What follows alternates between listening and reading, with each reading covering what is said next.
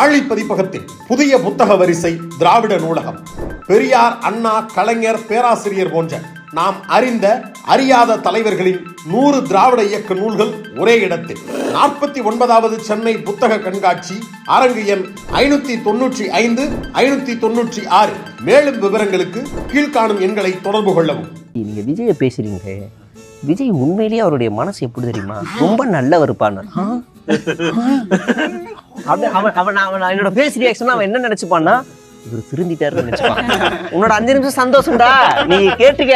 குஷி ஆனந்த் கிட்ட எங்க வீடியோ காட்டு வாங்கிக்கலாம். குஷி ஆனந்த் வந்து முன்னாடி உட்காருவாரன் கார்ல. தலைவரே உங்களை கலாய்ச்சி வீடியோ போட்டுருக்காங்க. இதெல்லாம் நாம எதிர்பார்க்கவே இல்லை. இவனுக்கு போய் நம்மளை கேட்டுட்டாங்களே அப்படின்னு நினைச்சது யாருக்காது? சவுக்கு கொஞ்ச நேரம் அமைதியா இருமா, வீடியோ போட முடிக்கிற வரைக்கும்.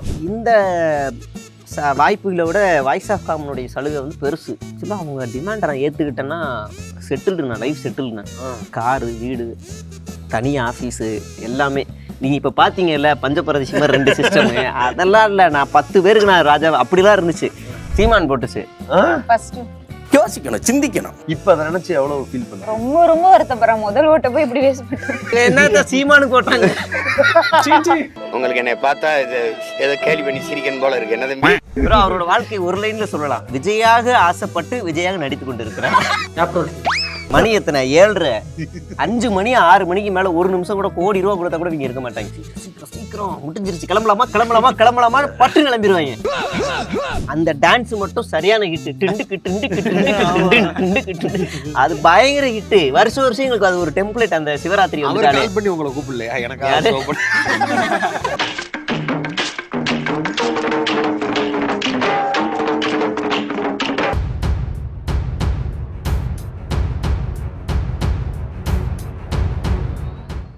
தமிழ்லேயே பார்த்துருப்பீங்க. இன்னைக்கு நம்ம எங்கே வந்திருக்கோம்னா, சென்சேஷனலான பொலிட்டிக்கல் செட்டைர்ஸ் ஷோ பண்ணிக்கிட்டு இருக்கக்கூடிய டிஎன் ட்ரோல் அவர்களுடைய பிரம்மாண்டமான ஆஃபீஸுக்கு தான் வந்திருக்கிறோம். எப்போவுமே ஹைட்ரேட்டடாக இருக்க சொல்லி ஒரு வாசகத்தோடு நம்மளை இன்வைட் பண்ணுறாங்க அந்த டீமு. அவங்களோட பிரம்மாண்டமான ஸ்டுடியோவை பார்க்க போகிறோம். வெல்கம். இப்போ நாங்கள் வர்றது அவங்களுக்கு தெரியவே தெரியாது. நாங்கள் வந்து சர்ப்ரைஸ் பண்ண போகிறோம். சேக்கு வேற இருக்கிறாரா? ஃபிடல் காஸ்ட்ரோ வந்திருக்கேன். சர்ப்ரைஸ்! ஐயோ பிரசாத், வாட் a சர்ப்ரைஸ்! ரொம்ப பிஸியா வேலை செஞ்சிட்டு இருந்தேன். ஆனா ஆன் பண்ண மறந்துட்டேன். முட்டிய கம்ப்யூட்டரில் வேலை பார்த்து computer. I am Fidel Castro. I am Che Guevara. I am Gandhi. எனக்கு பேரே வைக்கல. ஓகே, இனிய புத்தாண்டு நல்வாழ்த்துக்கள். இதுதான் அந்த பிரம்மாண்டமான அவர்களுடைய ஆபீஸ். எங்க ஸ்டுடியோ எங்க இருக்கு? ஸ்டுடியோ வந்து பின்னாடி இருக்கு. இதான் ஒர்க் ஸ்டேஷன். ஓகே, இது வந்து ஒரு சிஸ்டம். ஓகே, இது வந்து இப்பதான் இன்னொரு சிஸ்டம். ஒரு வாரத்துக்கு முன்னாடி வாங்கின ஒரு குழந்தை. ஓகே, இந்த குழந்தைக்கு வந்து மாசம் ஒரு 13,000 ரூபாவா 12,000 சில்லற வாடகையா? ஆமா, இஎம்ஐ. ஓகே, பஜாஜ் கிரெடிட் கார்டுல வாங்கி இருக்கிறோம். ஓகே. இப்பதான் உங்களுக்கு இருக்கிற வசதிக்கு நீங்க இது மாதிரி ஒரு பெரிய ஏ2டி நந்தா மாதிரி பெரிய கம்பெனியா ஆரம்பிச்சாங்க. அது வெளியில தெரியும் போது அப்படிதான் தெரியும். ஆனா உள்ள வந்து பார்த்தா ஏப்பா நம்மளே கஞ்சி கூட வழி இல்லாம இருக்கான். இதெல்லாம் நமக்கு எதுக்குப்பா? வேலை பார்க்கறது 5 பேரு, சேர் 2 பேரு, மீதி எல்லாரும் நிக்கிறோம்.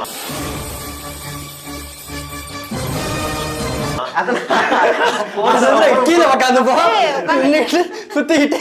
அது என்ன பிளான்லாம்? இது வந்து திடீர்னு வந்துட்டு ஒரு 10 நாள் லீவ் போட்டு வருவோம். சனி ஞாயிறு முடிச்சுட்டு வரும்போதெல்லாம் என்ன கண்டென்ட் எடுக்கிறதுன்னு யோசிப்போம். ஹேங்கோவர்ல இருக்கிற மாதிரி. ஆமா, என்னடா அது பிளாங்கா, ஒரு கண்டென்ட்டுமே இருக்காது. எல்லாரும் அமைதியாயிருவாங்க. திடீர்னு ஒரு நாள் எல்லாரும் விஜய் மாதிரி ஆயிருவாங்க. அப்ப எல்லாருமே ஒரு நாள், என்னைக்காவது ஒரு நாள் எல்லாரும் ஆயிருவாங்க. அப்ப இதெல்லாம் பார்ப்போம். இந்த மாதிரி ஏதாவது ஒரு கான்செப்ட் எடுக்கலாமா அப்படின்னு எடுக்கும்போது ப்ளூ சட்டை மாறன், தந்தி சலிமண்ண, அப்ப இதெல்லாம் யோசிச்சுட்டு சரி இன்னைக்கு இந்த கண்டென்ட்ல வச்சு ஒரு கண்டென்ட் பண்ணிடுவோம். அது முன்னாடி கண்ணு முன்னாடி இருந்தா டக்குன்னு போயிடலாம். நாங்க இருக்கோமா?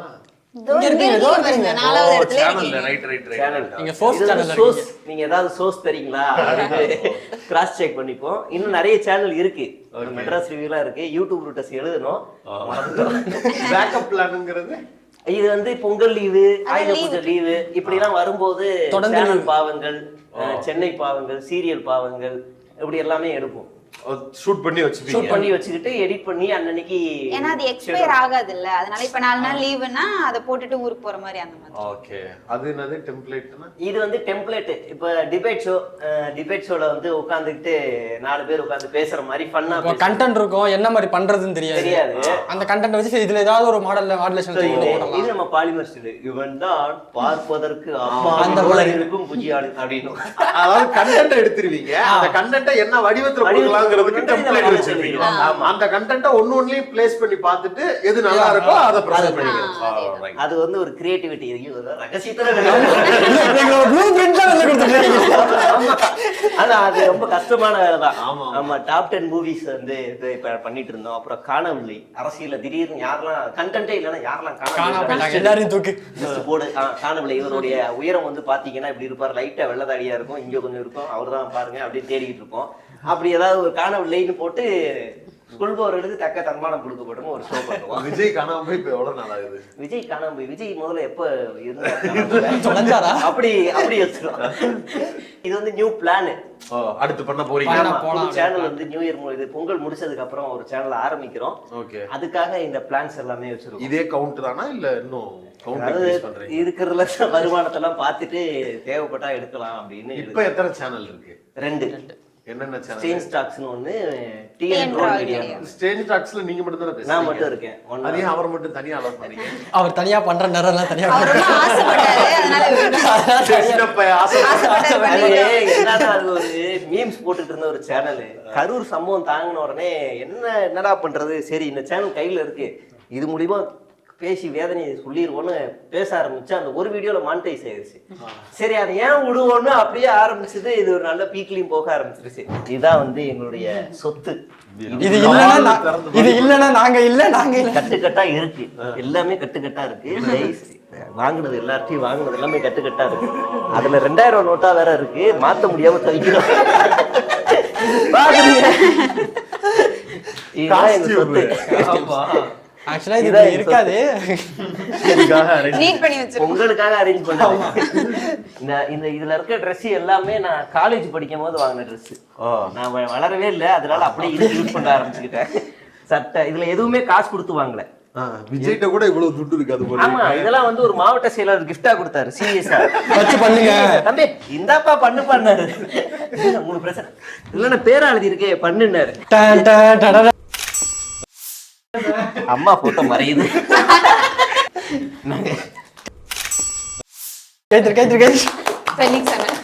ஏதாவது கட்சி இது பாருங்க, தெரியுமா? ஒரு குட்டைய ஒருத்தன், ஒரு தடிய ஒருத்தன்.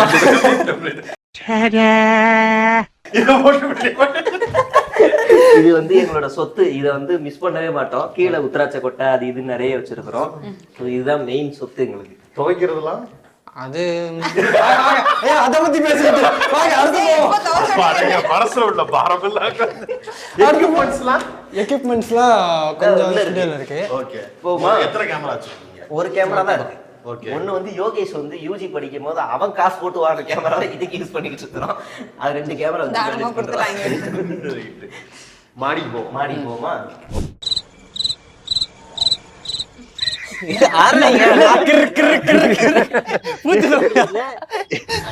பொண்ணு வர சொல்லுங்கப்பா, மாப்பிளைக்கு ஓகேவாப்பா, சம்பந்தம் பேச வந்த மாதிரி உட்கார்ந்து. ஏன்னா எல்லா சேனலும் போயிட்டு உட்காந்து ரோல் அப்படின்னு உடனே அப்படி உட்காந்துருப்பேன். அந்த ஆங்கரோட இன்ட்ரோ கொஞ்ச நேரம் இருக்கும்.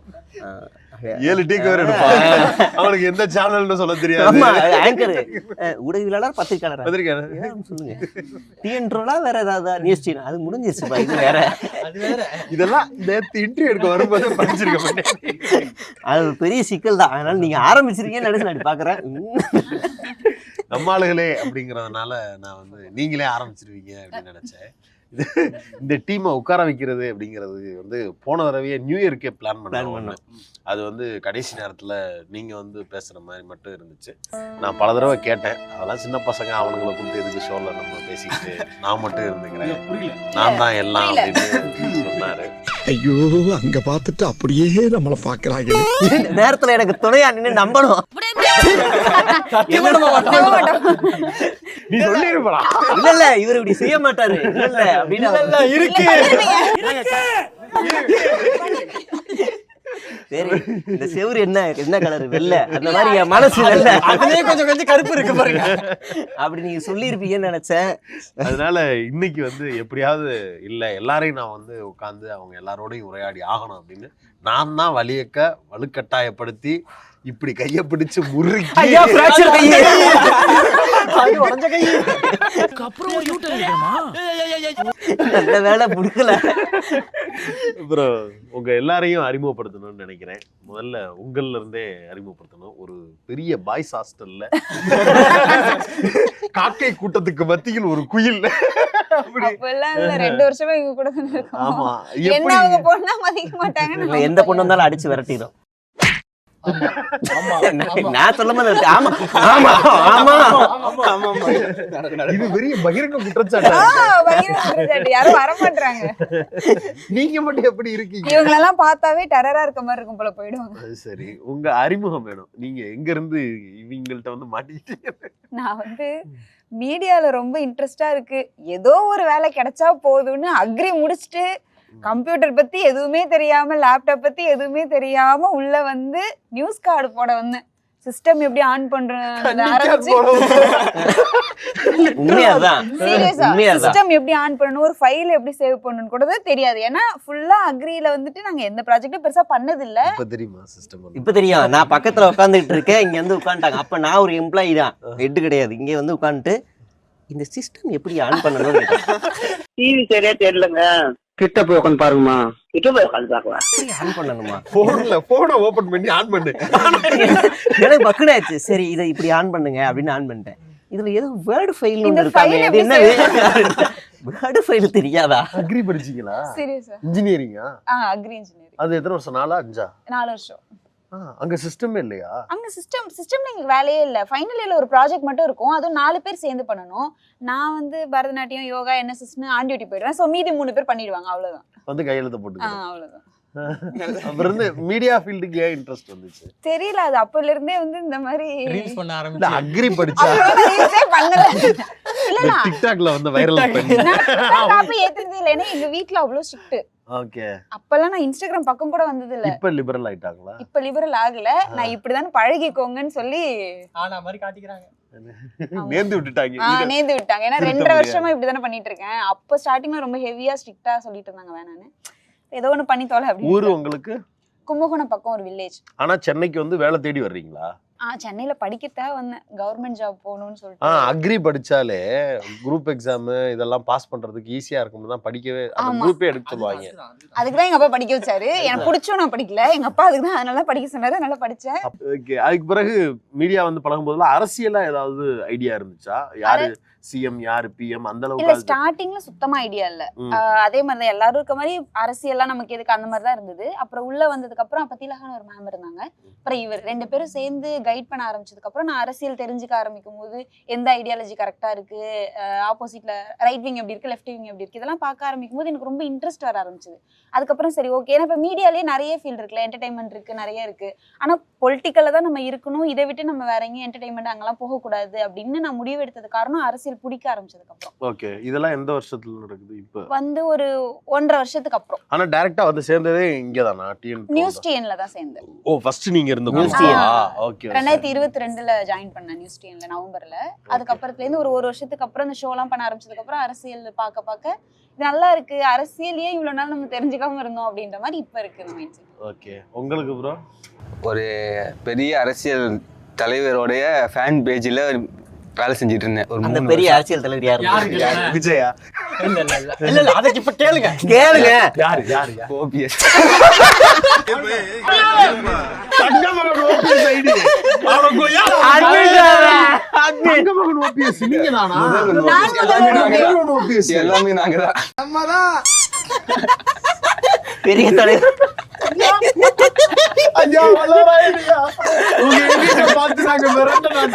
எப்படி ஒருத்தர் உண்மை வருதா?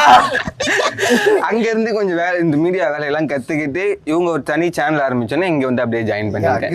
அவரே அரசியல் கத்துக்கல, நம்ம மீடியால வேலை கத்துக்கலாம்ல, அதனால அங்க ஒரு 3 வருஷம் வேலை செஞ்சு வேலை கத்துக்கிட்டு அப்புறம் இங்க வந்து ஜாயின் பண்ணேன். என்னையா கத்துக்கிட்டீங்க? என்னங்கயா கத்துக்கிட்டீங்க?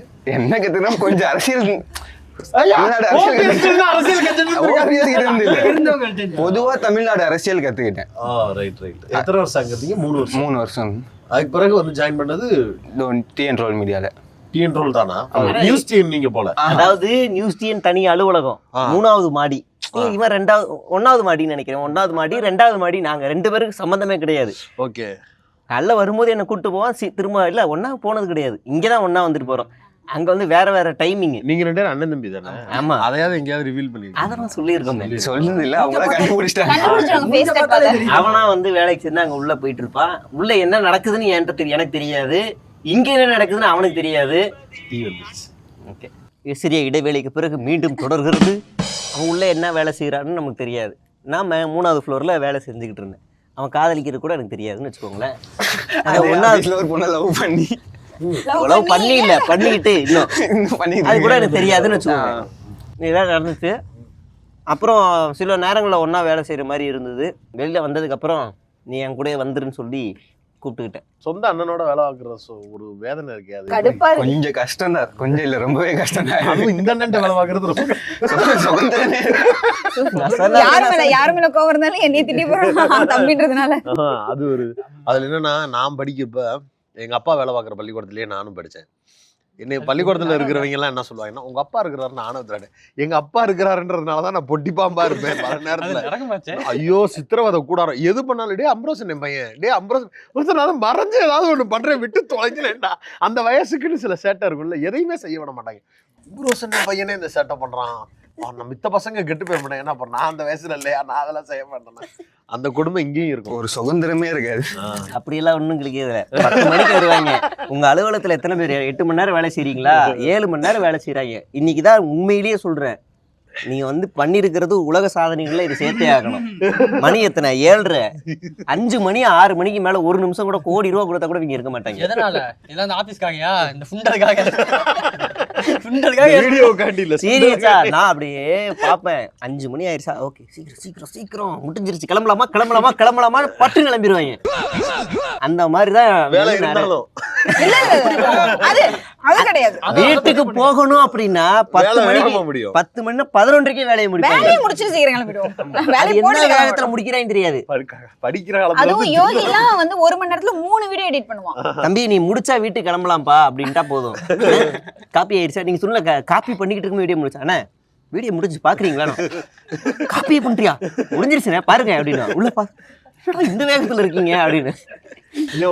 உங்களோட ரோல் என்னது? நீங்க performing, camera, social media, post போடுறது எல்லாத்துலயும் கொஞ்சம். ஓகே. நீங்க ப்ரோ? நான் வந்து ஃப்ரெண்டு மூலியமா தான் வந்தேன். அவர் மாமா பையன், அவன் எனக்கு ஃப்ரெண்டு, காலேஜ் ஃப்ரெண்டு அவன். அவர் மூலியமா தான் அந்த டீமுக்கு வந்தேன். கேமராமேனுக்கு தான் வந்தது. இவர் தான் உங்க மாமா பையனா? என்னோட மாமா பையன் வந்து இவனை இன்ட்ரோ பண்ணான். அப்பதான் இந்த டீம் எல்லாம் எனக்கு தெரியும். சுத்தமா எனக்கு அரசியல்லாம் எதுவுமே எனக்கு தெரியாது.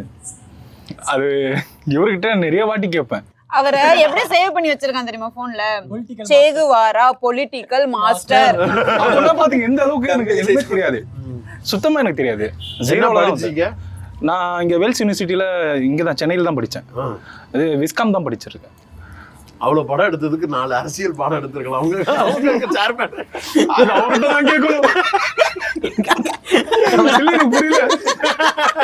முன்ன ஒரு அறிவு வச்சிருக்காங்க, ஏங்க குடி கெடுக்குறீங்க?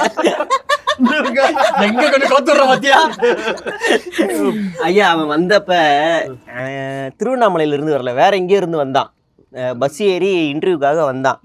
வந்தவர் அன்னைக்கே ஜாயினிங், அன்னைக்கே எல்லாமே நினைச்சு வந்துடலான்னு கனவோட வந்தாப்ல. வந்தவர் எடிட் பண்ண சொன்னா கைன் மாஸ்டர் எடிட் மாதிரி பண்ணி கொடுத்தாரு. ஒண்ணு பேசிக் தான் பண்ணி கொடுத்தாரு. விஸ்காம் பண்ணிட்டோம் அப்படின்னு உடனே எங்க அப்பா எனக்கு எட்டு திலகா அவங்க தான் இருந்தாங்க. தம்பி இவன் ரொம்ப பேசிக்கா இருக்கான், இவன் வந்து நம்ம வேண்டாமே, நமக்கு ஓரளவுக்கு அது வேணும், அனுப்பிச்சிருங்க அப்படின்னா. சரிங்க நீங்களே பேசி அனுப்பிச்சிருங்கன்ட்டு நான் வந்துட்டேன். இவரு தம்பி நான் உங்களுக்கு ஃபோன் பண்றேன்ப்பான்னு சொன்னாங்க. ஒரு இன்டர்வியூ போகும்போது ஃபோன் பண்றேன்னு ஒரு வார்த்தை வந்துருச்சுன்னா நீ நாட் செலக்டட் நம்மளா ரிஜெக்ட் பண்ணிடணும். சரி ஓகே, நான் வந்து எப்போ வரட்டும், எனக்கு வீட்டுக்கு போறது காசு மட்டும் கொடுக்குறீங்களா ஊருக்கு போறதுக்கு? அவங்களதான் கொடுத்தாங்க. அவங்க ஏன்ட்டா அப்படி சொல்லிட்டாங்க. சரி அப்புறம் வந்து சரி பார்த்து போயிட்டு வாப்பான்ட்டு கொடுத்து விட்டாங்க. ட்ரெஸ்ஸே இல்லை, எப்படியும் அப்படியே வந்துட்டான் மொத்தமா. அப்புறம் மறுபடியும் ஒரு 4 நாள் கழிச்சு சரி இவனை நம்ம ட்ரெயின் பண்ணிக்கலாம், ரொம்ப அப்பாவியா இருக்கான்னு சொல்லி உள்ள தூக்கி போட்டோம். அன்னைக்கு மட்டும் அன்னைக்கே ஊருக்கு போயிட்டீங்களா ரிட்டர்னு இல்ல? இல்ல நான் இங்க சென்னையில தான் இருந்தேன். காலி பண்றேன் வீடு. காலேஜ் முடிச்சுட்டு இங்க ஒரு மாசம் கிட்ட இங்க இருந்தேன். ஃபர்ஸ்ட் அங்க ஒரு ஸ்டுடியோல வந்து ஒர்க் பண்ணியிருந்தேன். ஒரு வீடியோ எடிட் பண்ண சொன்னங்க. தமிழிசை சவுந்தரராஜன்ற ஒரு வாய்ஸ் ஓவர் எடிட் பண்ற ஒரு நார்மலான சேனல்.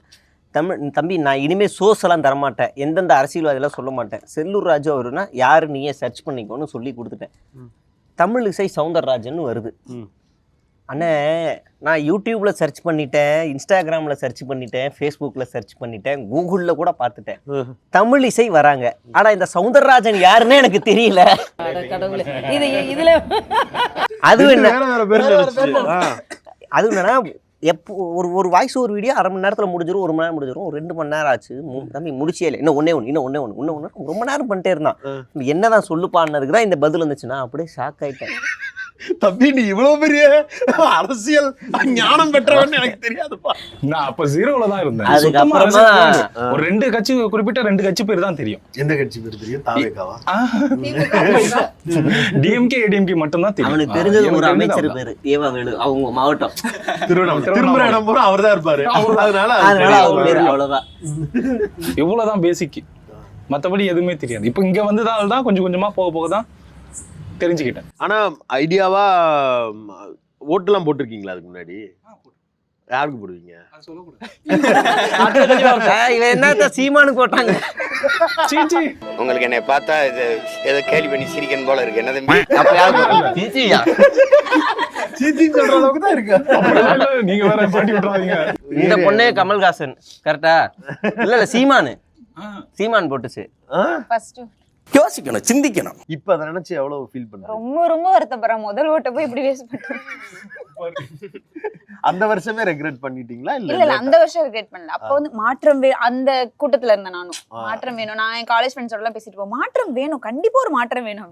இப்பதான் கவலைப்படுறேன், போன வருஷத்துல இருந்து கவலைப்படுறேன். அதுக்கு எதுவும் ட்ரீட்மெண்ட் எதுவும் எடுத்துக்கிட்டீங்களா? இல்ல பேச்ச கேட்டு அதுவே ஐயா நீங்க? அவன்லாம் முதல் ஓட்டுன்னு இல்ல, இப்ப அடுத்த ஓட்டு வரைக்குமே அவன் மாற்றத்துக்கு தான் போட போறான். மாற்றத்துக்குன்னா முன்னே அன்புமணியா? நடக்காது கண்ணு, அது நடக்காது கண்ணு. அக்கினி எரியுதே.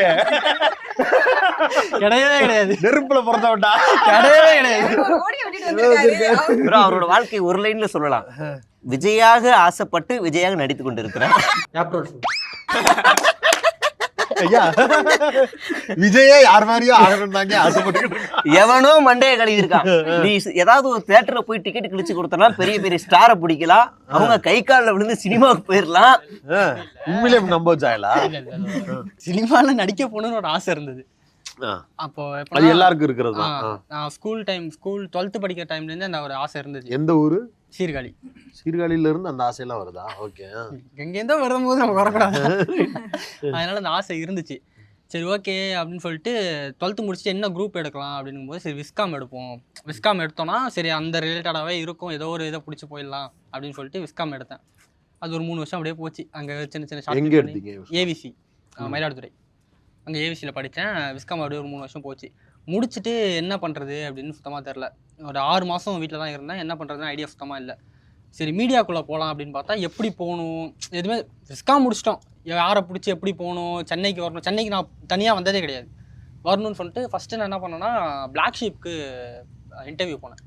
பிளாக் ஷீப்பில் அப்போ ஏதோ ஒரு மெகான்னு சொல்லிட்டு ஏதோ ஒன்று நடத்துனாங்க. அந்த இந்த காலேஜ் அவிச்சி காலேஜா வடபழனியில அங்க நடத்துனாங்க. அங்க போயிட்டு அட்டன் பண்ணிட்டு வந்துட்டு அதுக்கப்புறம் அங்கே காலும் வரல ஒன்றும் வரல வந்துட்டு அதுக்கப்புறம் திருப்பியும் அந்த ஃபைனல் இயர் முடிஞ்சிச்சு. முடிஞ்சதுக்கப்புறம் வேலைக்கே போகல.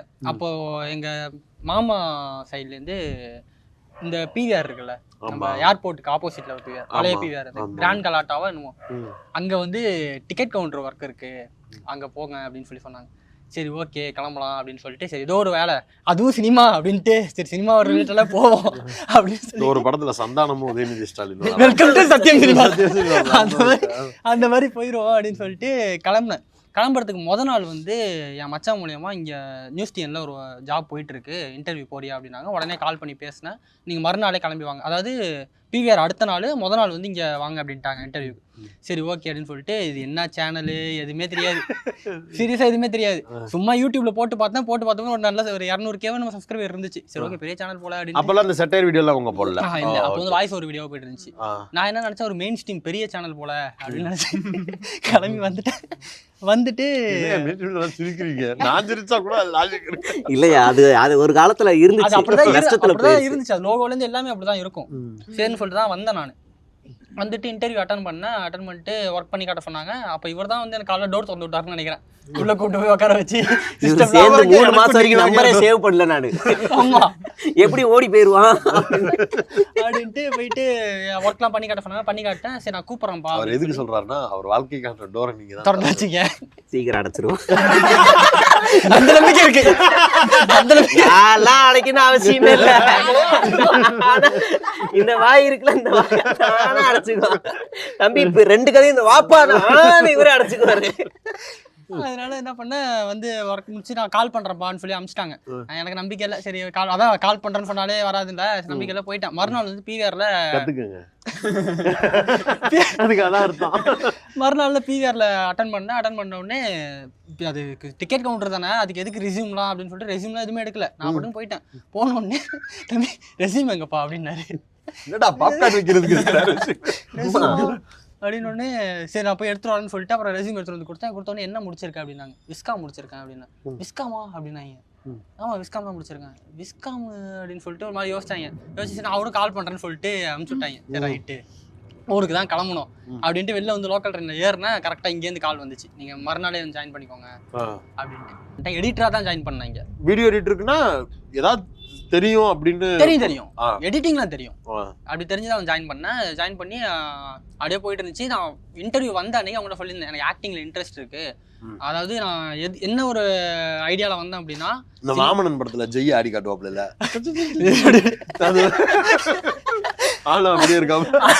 நான் என்ன ஐடியாவில் வந்தேன்னா, சினிமாக்குள்ளே போகணும், நமக்கான கான்டாக்ட் எதுவும் கிடையாது, எப்படி போகணும்னு தெரியாது. சரி சினிமாக்குள்ளே போகணும் அப்படின்னா நமக்கு ஃபினான்ஷியலாக ஒரு சப்போர்ட் வேணும், வீடை பார்த்துக்கணும் அப்படின்னு. சரி ஏதாவது ஒரு வேலைக்கு வந்துட்டு அது மூலியமாக ட்ரை பண்ணுவோம், அது மீடியா மூலியமாக ட்ரை பண்ணுவோம் அப்படின்னு சொல்லிட்டு தான் வந்தேன். அதை வந்து அவங்கள்ட்ட சொல்லியிருந்தேன், சினிமாவில் இன்ட்ரெஸ்ட் இருக்குது, இங்கே இருந்துகிட்டே நான் தேரலான்னு இருக்கேன் அப்படின்ட்டு. அதை வந்து இவங்க திருப்பி சட்டையர் ஷோ ஆரம்பிக்கலாம்னு சொல்லி பேசும்போது இவங்கள்ட்ட சொல்லியிருப்பாங்க போல, அந்த பையனுக்கு இன்ட்ரெஸ்ட் இருக்கான், கூப்பிட்டு பண்ணுங்க அப்படின்ட்டு. முதல் நாள் போயிட்டு வாங்க ப்ரோன்னு சொல்லி கூப்பிட்டாரு.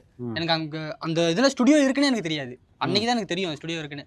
வாங்க ப்ரோன்னு சொல்லி கூப்பிட்டாரு. அப்புறம் உள்ள போயிட்டு அன்னையிலேருந்து ஆரம்பிச்சேன். லைட்டு அவன் ஸ்டுடியோ இருக்குன்னு தெரியாது, எனக்கு யூடியூப் சேனல் ஒன்று இருக்குன்னே தெரியாது. அவங்க எதுல போஸ்ட் பண்றாங்கன்னே தெரியாம நான் நியூஸ் கார்டு பண்ணிட்டு இருந்தேன். ஒரு நாளைக்கு டார்கெட்டே 25 நியூஸ் கார்டு போடுறோம். அந்த நியூஸ் கார்டை போடுறதுக்குள்ள ப்ரெஷர் ஆகுது அப்படின்னு சொல்லி தான் உள்ள வந்தேன். 2022 ஆரம்பிச்சோம். அப்படியே போயிட்டு இது வரைக்கும் வந்து நிக்குது. சூப்பர். என்னன்னா நாங்க 3 பேரும் ஒரே மந்த்ல ஸ்டார்ட் பண்ணோம். நவம்பர்ல டேட் மட்டும் மாறணும். நான் 10ஆம் தேதி வந்தேன், 16 ஒரே வாண்டட் போஸ்டரை பார்த்து உள்ள வந்த ஆட்களா இருப்பீங்க. ஆமா, ஒரே மந்த்ல ஒரே இயர்ல வந்து ஜாயின் பண்ணி அதுல இருந்து அப்படியே போயிட்டு இருக்கு. உங்க எல்லாரையும் இணைக்கிற விநாயகம். ஆமா ஐயா, உங்களுடைய இன்ட்ரோல இருந்து தொடங்கணும். இன்ட்ரோ வந்து இதோட போர் அடிக்காது.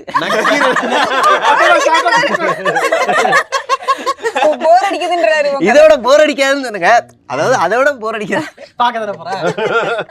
இந்த டீ இப்ப ஆரம்பிச்சிரலாம். நக்கீரன்ல உங்களோட வீடியோஸ் நான் பார்த்திருக்கேன். அப்படியா? ஆமா, அது எனக்கு லேட்டா தான் அது உங்க முகம்ன்றதே வந்து ரிஜிஸ்டர் ஆச்சு. அது எப்ப உங்கள்ட்ட பழகுனதுக்கு பிறகு இந்த முகம் அப்படின்னு யோசிக்கும் போது ஆமா ஒரு வீடியோ ஞாபகம் பார்த்திருக்கேன்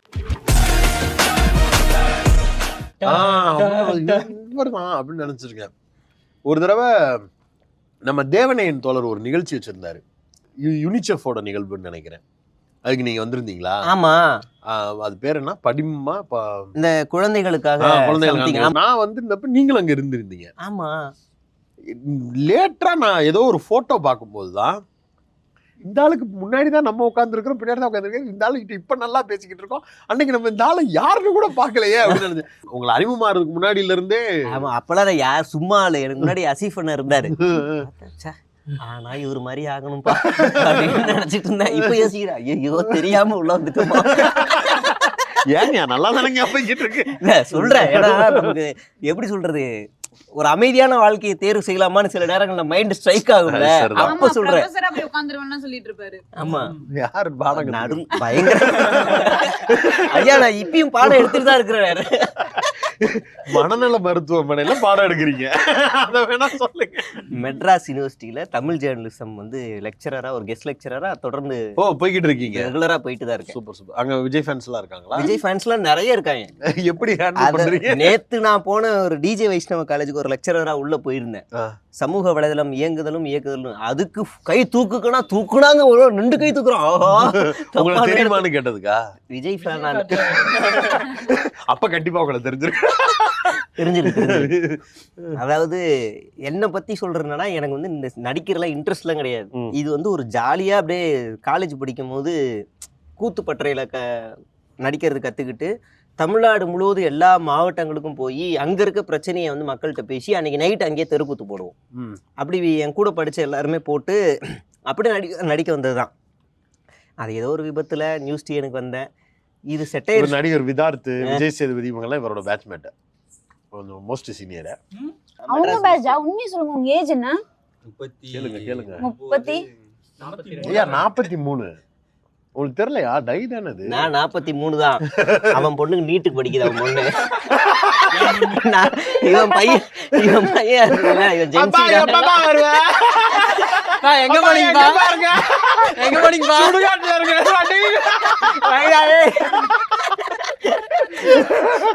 இப்பெல்லாம் ஜென்சி கிட்ஸ் 90s கிட்ஸ் குழந்தை இல்ல, ஜென்சி கிட்ஸுக்கு 2-3 இருக்கு. அதனால நான் அவுத்து விடக்கூடாதுன்னு நினைக்கிறேன். அப்ப இந்த நியூஸ் டிஎனுக்குள்ள வரும்போது உட்கார்ந்து தான் பேச ஆரம்பிச்சோம். நக்கீரன் எப்படி ஜாயின் பண்ணீங்க? நக்கீரன் வந்து பிரகாஷ் இருக்கார்ல, ஆமா, அவர் தான் வந்து என்ன ஜாயின் பண்ண வச்சாரு. எனக்கு வந்து ஒரு பெரிய ஸ்கோப் கொடுத்தது, ஃபேஸ் வேல்யூ கொடுத்தது அண்ணன் தான். அவங்க பிரகாஷ் அண்ணா, பிரகாஷ் அண்ணா, நக்கீரன் கோபாலன், அப்புறம் அவங்க பொண்ணு பிரபாவதி மேடம், 3 பேருமே நீ பண்ணலாமே, நீ ஃபேஸ் பண்ணலாமே. அப்போ ஃபெலிக்ஸ் ஜாயின் பண்ணும்போது என்னவா ஜாயின் பண்ணீங்க? நான் வந்து பியூனா ஜாயின் பண்ணேன். ஆமா. என்ன முடிச்சீங்க? ஜேர்னலிசம். ஜேர்னலிசம் முடிச்சுட்டு இங்க பியூனா போறது? பிரகாஷ் அண்ணனுக்கு என்னோட பேக்ரவுண்ட் என்னன்னே தெரியாது. எனக்கு தெரிஞ்ச பையன் ஒருத்தன் நக்கீரன்ல வேலை கேட்கணும், சேர்த்துக்கோங்கன்னு சொல்லிட்டாரு. இவரு சொல்லிட்டாரு, அப்பனா நீ வந்து சேர்ந்துக்கோப்பான்னு அண்ணனே எடுத்துக்கிட்டாரு. போப்பா ஏதாவது வேலை செய்ப்பா போப்பா அப்படின்ட்டாரு. 18,000 ரூபா சம்பளம், போய் எடுத்து செய்ப்பான்ட்டாரு. இப்படி யாருக்காவது வாய்ப்பு கிடைக்கும்? போறப்ப பெரிய நக்கீரன் பிராண்டு, அதுவும் நுழையும் போதே 18,000 ரூபா சம்பளம் அப்படின்னு உள்ள போயிட்டேன். போன உடனே ஃபர்ஸ்ட் கோவி லெனின் சார் தான் உள்ள இருந்தாரு. போன உடனே நீங்க என்ன படிச்சிருக்கீங்க? ஜேர்னலிசம் படிச்சிருக்கீங்களா அப்படின்னாரு. ஆமா சார். ஐயோ 18,000 பத்தாதேடா, அந்த எண்ணத்தை அண்ணன் கோவி லெனின் எனக்குள்ள புரட்சிக்கிற. ஆமா சரி, உங்க ஆர்டிகல்ஸ்லாம் எடுத்து கொடுங்கன்னு. நல்லா எழுதுறீங்களே, சரி அப்ப ஏதாவதுனா சொல்லுங்க, எழுதி தரேன் அப்படின்னு. எழுதுங்க அப்படின்னாரு. ஆனா என்னோட வேலை என்னன்னா, வாரத்துக்கு 2 மேகசின் ரிலீஸ் ஆகும். ஃபர்ஸ்ட் ஃப்ளோர்ல இருந்து அதை எடுத்துட்டு போய் மேல ஃபெலிக்ஸ் இன்போலி அண்ணா இருப்பாரு, அவர்கிட்ட கொடுத்து வாய்ஸ் ஓவர், இது 2 நல்லா இருக்குன்னா வாய்ஸ் ஓவர் பண்ணுங்க. அவ்வளவுதான் என் வேலை. அப்போ வந்து ஃபெலிக்ஸ் அண்ணன் பிரிண்ட்ல இல்லையா? இதுல மேகசின் இதுல இருந்தாரு, டிஜிட்டலுக்கு வந்துட்டாரு. ஓகே. இப்போ இங்க இருந்து குடுக்குற அந்த வேலை தான் என்னோட வேலை. இதை மட்டும் செய்டா போதுண்டா, கஷ்டப்படாதரான்னு பிரகாஷ் அண்ணாவும் சொல்லிட்டாரு. நானும் அதான் செஞ்சேன். அப்ப எனக்கு ஒரு மாதிரி வெறுப்பாயிருச்சு. அப்புறம் நான் எழுதுறேன் சார்னு லெனின் சார் சொன்னேன், ஏதாவது எழுதுங்கன்னு. எழுத ஆரம்பிச்சோடனே அந்த லெட்டர், அந்த இந்த கட்டுரை எல்லாமே மேல டிஜிட்டல்ல எல்லாம் பேச ஆரம்பிச்சாங்க. ரஃபேல் போர் விமானம் இல்ல காணாமல் போகும் பெண்கள் இந்தியாவில்னு சொல்லி ஒரு பெரிய கட்டுரை எழுதினேன். 14 மில்லியன் பெண்கள் வந்து இந்தியாவில காணாம போயிருக்காங்க 2014. யுனிசெஃப் வந்து ஐநா சபை வெளியிட்டு இருக்கு அதிர்ச்சி கூற தகவல்னு சொல்லி ஒரு கட்டுரை எழுதினேன். நடுப்பக்கத்துல வந்துச்சு. எனக்கு ரொம்ப பெரிய சந்தோஷமா இருந்துச்சு. நக்கீரன்ல நடுப்பக்கத்துல. அப்ப எனக்கு செம்ம ஹாப்பியா இருந்துச்சு. அதுவும் 2 பக்கத்து எனக்காக கொடுத்தாங்க. அப்புறம் ரஃபேல் போர் விமானம், தேசிய செய்தியில எனக்கு ரொம்ப இன்ட்ரெஸ்ட். எழுதும்போதே பேர்ல என்ன பேர்ல எழுதுறது? சேகுவாரா தான் எழுதுறது. அப்ப அதுலயே எழுத ஆரம்பிச்சேன். அது நக்கீரன்ல என்னன்னா, என் பேர் சேகுவாரா, அவரு ஒரு பேர் லெனின், போட்டோ எடுக்கிற ஒரு பேர் ஸ்டாலின், இப்படிதான் இருக்கும். சேலம் ரிப்போர்ட்டர் பேர் பகத்சிங், இப்படிதான் இருக்கும் பேர் எல்லாமே.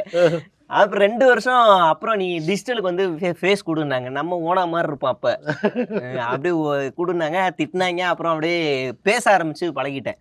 அதுக்கப்புறம் அங்கிருந்து விலகி வந்துட்டேன். வேலைக்கு வந்தோடனே நேத்து தான் புக் ஃபேர்ல பார்த்து எனக்கு கழுவி ஊத்துனாரு கோபால் அண்ணன். இவன் வந்து கோச்சிட்டு போயிட்டாரு அப்படின்னு இவன் வந்து என்கிட்ட கோச்சிட்டு போயிட்டாமா. இவனுக்கு வேலை மெனக்கட்டு நான் வந்து துணி கடைக்கு விட்டு போய் ட்ரெஸ் அளவு எடுத்து ட்ரெஸ் எல்லாம் வாங்கி கொடுத்தம்மா. போயிட்டாமா. அப்படிலாம் மாத்திக்கிட்டாரா?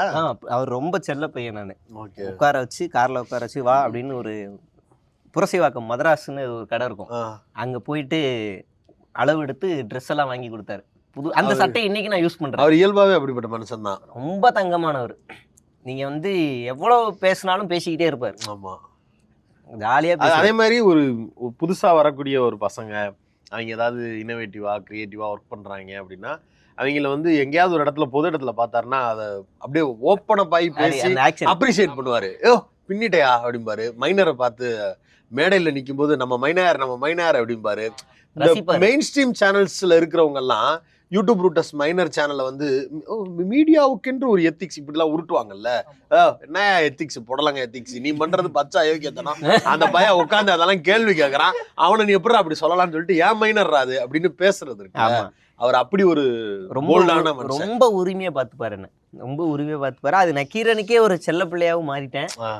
எல்லாம் அமைதியா இருக்கும் நான் போற முன்னாடி. அப்ப என் வயசு பசங்க எல்லாரையும் சேர்த்துட்டு கத்தி சாப்பிட்டுக்கிட்டு விளையாடுறதெல்லாம் பண்ணுவேன். அப்படியே மேல வருவார், நீ தான் அந்த கூட்டத்தை சேர்த்து கத்தி விளையாடுறதா நோட் பண்ணிக்கிறேன். கண்டுக்க மாட்டாரு. ஜாலியா ரீல்ஸ் எடுக்கிறது அது ஒரு மாதிரி. ஏன் வெளில வந்தீங்க?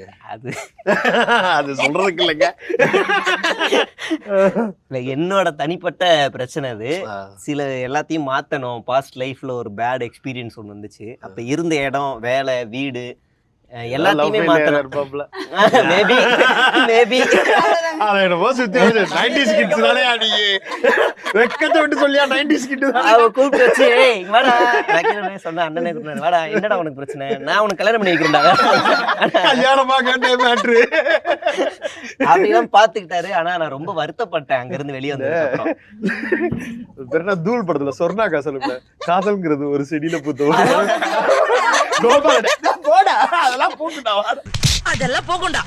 ப்ரோ அது அந்த டைம்ல அது ஒரு ஃபீல் ப்ரோ. அத நீங்க தப்பா பேசாதீங்க, புனிதமானது. ஐயா இது கொஞ்சம் ஓட்ட வேண்டிய டாபிக் தாங்க, அவங்கள ஓட்டாரு. அதுக்கப்புறம் மலர்ந்துச்சா இல்லையா? இல்ல அதுக்கப்புறம் கல்யாணமே ஆயிடுச்சு. தெரியல அவங்களுக்கு. தெரியும் எல்லாமே தெரியும். இன்னும் ஃபீல் பண்றாங்க தெரியும். அது சரி என்ன இருந்தாலும் நம்மளுக்கு கல்யாணம் ஆயிடுச்சு. பழைய காதலை பத்தி நீங்க வெளியில எவ்வளவுதான் அட்வைஸ் பண்ணாலும் நீங்களும் உள்ளுக்குள்ள அப்படிதான் எனக்கு தெரியும். அதனால நீங்க ஃபீல் பண்ண கூடாது. புஷ்பாவா ராதிகாவா யாரு சொல்லுங்க. ராதிகா ஹோட்டல் தெரிஞ்சோன்னு டக்கு நம்ம ஸ்ட்ரைக் ஆகும். வைஃபை கூட்டமா இல்ல இந்த ஹோட்டல் வேணாம் வேற ஒன்று போலாம். இல்ல எனக்கு வேற பேர் இருக்கு. நானும் வேற பேர் தான் சொன்னேன். உஷாரா இருப்பேன் நானு. அப்ப அங்க இருந்து நியூஸ் சீனுக்கு வந்துட்டேன். வந்த உடனே இங்க ஒரு அசூர வளர்ச்சி தான்.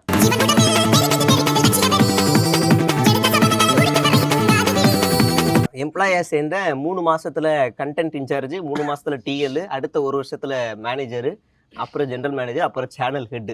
அப்படியே எல்லாம் 3 மாசம் 6 மாசம். இதுக்கு முன்னாடி அந்த போஸ்டிங்ல எல்லாம் ஆளுங்க இருந்தாங்க, அவங்க எல்லாருக்கும் குழி பறிச்சுட்டு நீங்க அந்த இடத்துக்கு வந்திருக்கீங்க அப்படின்னு சொல்லலாம்.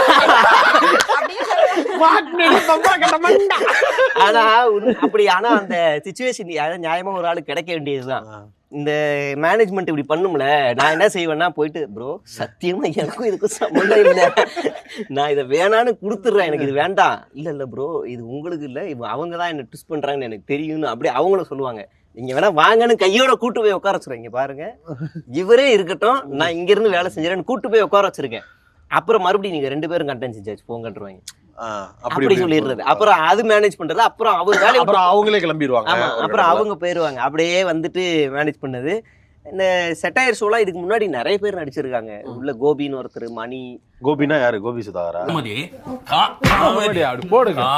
இல்ல அவரு இப்ப வேற சேனல்ல வேலை பாக்குறாரு. மணின்னு ஒருத்தர், அபின்னு ஒருத்தர், நிறைய மிஸ் பண்றான், ஹரின்னு ஒருத்தர்.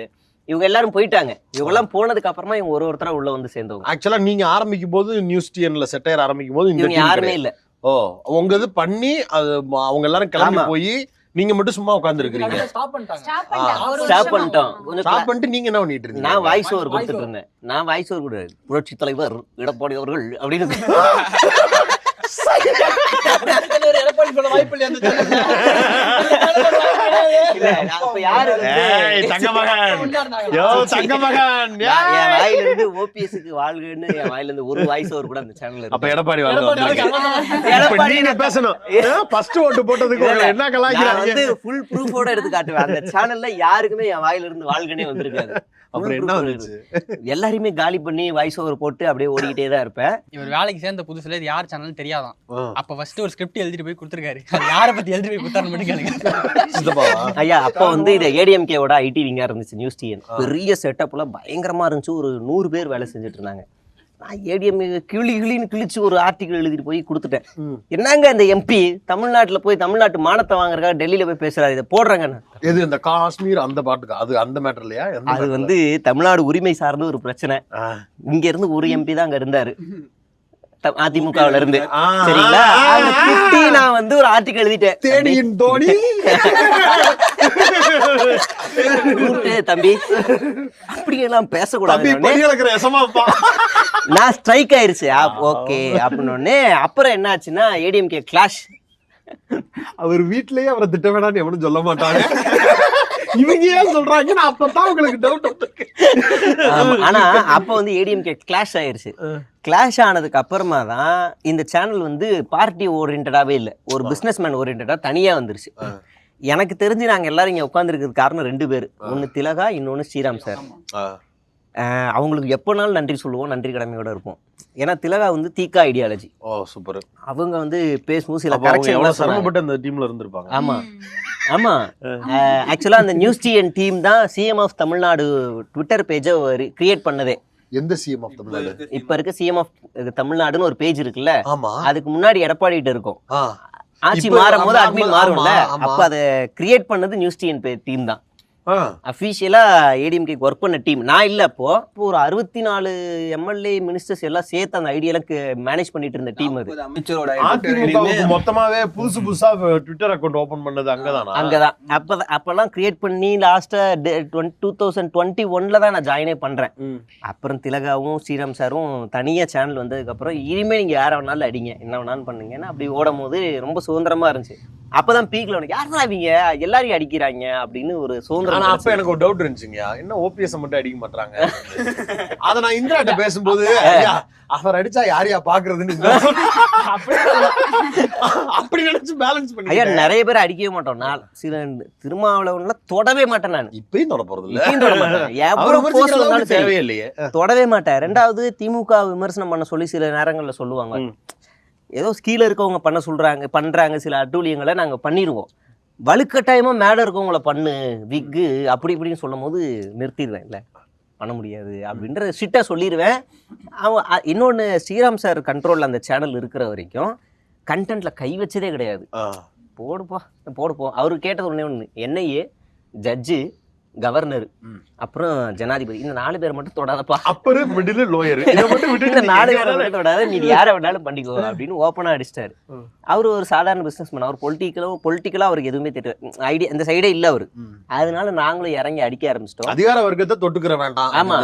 ஆமா பெயில் கிடைக்காது, வேற எங்கேயாவதுனா நீ வந்து சைன் பண்ணி லெட்டர் எழுதி கொடுத்துடலாம்டா அப்படின்னாரு. ஆனா நல்லா பாத்துக்கிட்டாரு. என்னோட திருமணத்துக்கெல்லாம் வந்து நிதி உதவியில இருந்து எல்லாம் செஞ்சாரு, ஃபுல்லா பாத்துக்கிட்டாரு. இவருக்கு வந்து நடுல ஒரு மஞ்சக்காம போச்சு, ஜாண்டிஸ் வந்தப்போ ஃபுல்லா செலவு. எனக்கு வந்து வண்டியில இடிச்சு கால் இந்த இது போயிடுச்சு. அப்போ வந்து அவங்க தான் ஹாஸ்பிடல் செலவு பண்ணல, விரல் வந்து தையல் போட்டு அப்போ வந்து 10 நாள் லீவ் கொடுத்து அதுக்கு சம்பளமும் கொடுத்து ஹாஸ்பிடல் செலவும் பாத்துக்கிட்டு திரும்ப ஆட்டோல நான் வரதுக்கு காசும் கொடுத்தாங்க. அவ்வளவு நல்லா பாத்துக்கிட்டாங்க. உங்களுக்கு என்ன பண்ணாரு? எனக்கு அவர் யாரு கிடையாது, அவனுக்கு அந்த தேவை வந்தது இல்ல. அப்ப எல்லாரையுமே பாத்துக்கிட்டாரு. அப்ப ஒரு கட்டத்துக்கு மேல அவரு சம்பளம் கொடுக்கணும், எல்லாம் பண்ணணும்ல. அவரால் கொஞ்சம் சஸ்டெயின் பண்ண முடியலன்னு சேனல்ல கை மாத்தினாப்ல. கை மாத்தினது வந்து அது எல்லாருக்குமே தெரியும். தமிழ் அங்க வாங்கினதுக்கு அப்புறமா நிறைய முரண்பாடுகள் வந்துச்சு. 1 2 இல்ல, நிறைய முரண்பாடுகள் வந்துச்சு. அப்புறம் நாங்க வந்து கிளம்பலான்னு சொல்லி நான் தான் ஃபர்ஸ்ட் சொன்னேன். நான் என்ன சொன்னேன், நீங்க இங்க இருங்க, உங்களுக்கு எல்லாருக்கும் ஓரளவுக்கு நல்ல சேலரி வந்துருச்சு. டெக் சேனல்ல வெளியில வந்த மாதிரி கிட்டப்பைன்னு வச்சு தான் வெளியில வந்தீங்க. நான் வந்து ஃபர்ஸ்ட் ரோல் போடுறது தெரியாம கேட்டுட்டு இருக்கேன். தலையாடிட்டு இருக்கேன். இல்லையா, நாங்க அங்க இருந்து வரும்போது எதுவுமே எடுத்துட்டு வரல. உண்மைதான். ஃபஸ்ட்டு வெளியில் வரும்போது நான் என் ஒய்ஃப்ட்ட வந்து சொன்னேன், எனக்கு வந்து இங்கே ஐடியாலஜியாக வரல, சில விஷயங்களை என்னை ஃபோர்ஸ் பண்ணுறாங்க. குறிப்பாக சொல்லணும்னா திமுகவை அதிகமாக டார்கெட் பண்ண சொல்கிறாங்க. சில விஷயங்களுக்கு நம்ம முரண்பட்டு நின்னா நைட்டு தூக்கம் வராது, எனக்கு வரமாட்டேங்குது, நான் நிற்க போகிறேன் அப்படின்னு. உனக்கு என்ன பண்ணதோ தோணுதோ பண்ணிக்கோ அப்படின்னு. நான் மறுநாள் காலைல வந்து இவங்ககிட்ட எல்லாரும் கொஞ்சம் டீ குடிக்க வாங்க அப்படின்னு 3 பேரையும் கூப்பிட்டு. எதனால? சிசிடிவி இருந்துச்சு. ஆமா, திட்டக்கூடாது. ஆமா, எங்களுக்குள்ள எந்த கான்ஃபிளிக்ட் வந்தாலும் நாங்கள் தனியாக வந்துருங்கன்னு கூப்பிட்டு போயிடுவோம். அந்த ஆஃபீஸ்க்குள்ளேயே இயங்க மாட்டோம், தனியாக வந்துருங்க, டீ கடையில் உட்காந்து பேசுவோம். எங்களுக்குள்ள ஏதாவது ஒரு முரண்பாடு வந்தால் கூட வெளியே போயிடுவோம், அங்கே வெளியே போயிடுவோம் அப்படின்னு. அவ வந்து சேனலை பார்த்துக்கோங்க, நான் கிளம்புறேன் அப்படின்ட்டு. அதுக்கப்புறம் இவங்க வந்து சொன்னாங்க, நீங்கள் போறீங்கன்னா நானும் வந்துடுறேன். நான் வரல, நாங்கள் மட்டும் இங்கே என்ன பண்ணுறது, இல்லை என்னை நம்பி வந்தீங்கன்னா 1 மாதம் சம்பளம் இருக்காது, பரவாயில்லையான்னு கேட்டேன். பரவாயில்ல, அட்ஜஸ்ட் பண்ணிக்கலாம். எப்படி நம்ம என்னை நம்பி வந்தான்ற வார்த்தையெல்லாம் வருது? அந்த டைம்ல வந்துட்டு எங்களுக்குமே கொஞ்சம் ஐடியாலஜி படி எங்களுக்கும் அது ப்ராப்ளமா இருந்தது. ஓகே, இப்போ ஒரு சிலர் அது நான் புரிஞ்சுக்கிறேன். நீங்க எல்லாரும் வெளில வர்றதுக்கு ஒரு காரணத்தை புரிஞ்சுக்கிறேன். என்னை நம்பி வந்தான்ற வார்த்தை வருது இல்ல, அப்ப கிளம்புற ஐடியால இருந்தா உங்க எல்லாரையும் வச்சு மெயின்டைன் பண்றதுக்கான ஒரு பேக்கப் ஐடியாவா வச்சிருந்தாரான்றதுக்காக கேக்குறேன். ஒன்னா போய் ஏதோ ஒண்ணு பண்ணிக்கலாம். சரி, நாங்க இருக்கப்ப எங்க ஃபேஸ்க்காக தானே வீடியோஸ் பாத்துட்டு இருந்தாங்க. சரி, நாங்க போய் ஏதாவது ஒண்ணு பண்ணா பாப்பாங்க, இவர் எப்படியும் கைவிட்டுற மாட்டாருன்ற ஒரு நம்பிக்கை இருந்தது. ஐயா, நிறைய கால் டெய்லி வரும், அந்த கட்சி இந்த கட்சி, அந்த பார்ட்டி இந்த பார்ட்டி, அது இது நிறைய வரும். ஆமா, வீடியோ கூட வந்துருங்க, திட்டுற வீடியோஸ் எல்லாம். ஆமா, எனக்கு நீங்க இங்க எங்க கூட வந்துருங்க, எங்க கூட வந்துருங்க அப்படின்னு நிறைய வரும். எனக்கு அங்கெல்லாம் போய் சேர்றதுல விருப்பம் இல்லை. நான் ஃபஸ்ட்டு எங்கள் ஸ்ரீராம், நாங்கள் 4 பேர் முடிவு எடுத்துட்டு, ஸ்ரீராம் சார் அவர் அப்போ ஃபாரினில் இருக்கார், ஒரு ஆடியோ மெசேஜ் பெருசாக போட்டேன். போட்டதுக்கப்புறம் மறுநாள் என்னை கூப்பிட்டு வச்சு கேட்டார், பாரு இது டிபெண்ட்ஸ் ஆன் யூ, உன்னோட டிசிஷன், உன்னோட சாய்ஸ், உனக்கு என்ன தோணுதோ செய், நீ போகிறதுனால எனக்கு எந்த லாஸும் இல்லை. என்ன சேனலில் நீ தான் 4 லட்சம் சப்ஸ்கிரைபர் உருவாக்கி வச்சுருக்க, அது எல்லாமே காணாமல் போகும், பரவாயில்ல, அது உனக்கு விருப்பம் இருக்குன்னா நீ போய்க்கோ அப்படின்ட்டாரு.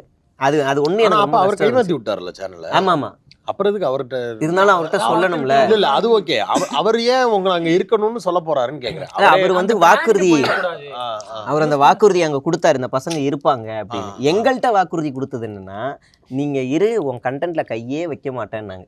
சேர்ந்தா அன்னைக்கு மறுநாள் வச்சாங்க, ஜக்கி வாசுதேவ தொடாதன்னாரு. ஜக்கி வாசுதேவ் தான் என்னோட இயர்லி கண்டென்ட். ஆமா, இவங்க போட்ட வீடியோ டெலீட்டும் பண்ணிட்டாங்க. அப்ப எனக்கு ரொம்ப கஷ்டமா இருந்துச்சு, என்னடா அது, ப்ளீஸ் கோஆபரேட் அப்படின்னு அந்த பீடியை இழுத்துட்டு அந்த ஆள தான் அடிக்க தோணும். ஆமா, நான் வந்து இதோ இப்ப உட்கார்ந்து இருக்கிறோம்ல, இந்த ஷாலு அந்த கருத்துண்டெல்லாம் போட்டு, இந்த ஷாலை போட்டு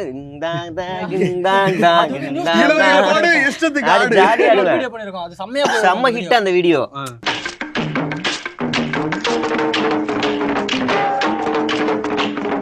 அந்த டான்ஸ் மட்டும் சரியான ஹிட், டிண்டுக்கு டிண்டுக்கு டிண்டுக்கு டிண்டுக்கு டிண்டு, அது பயங்கர ஹிட். வருஷம் எங்களுக்கு அது ஒரு டெம்ப்ளேட். அந்த சிவராத்திரி வந்து கால் பண்ணி உங்களை கூப்பிடலையா? எனக்கு பேபி கூப்பிடலாம். அமீர் இயக்குனர், ஒரு வேல்முருகன் தோழர், இவங்க எல்லாரையும் வச்சு ஸ்கிட் பண்ற மாதிரி ஈஷா யோகா மையத்துல ஒரு நாள் வந்து நாளை கூச்சப்படாம பண்ணிடுவேன், நாளை பண்றேன், யோசிக்கவே மாட்டேன் நானு.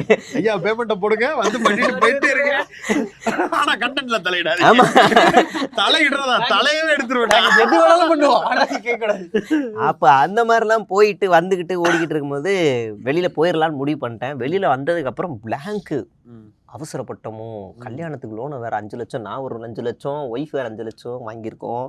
என்னடா பண்ண போறோன்னு ஒன்றும் புரியல, என்ன பண்ணுறதுன்னு தெரியல. அது இல்லாமல் அந்த ஆஃபீஸில் கடன் வேற ஒரு 1 லட்சம் கடன் கல்யாணத்துக்கு வேறு வாங்கியிருந்தேன்.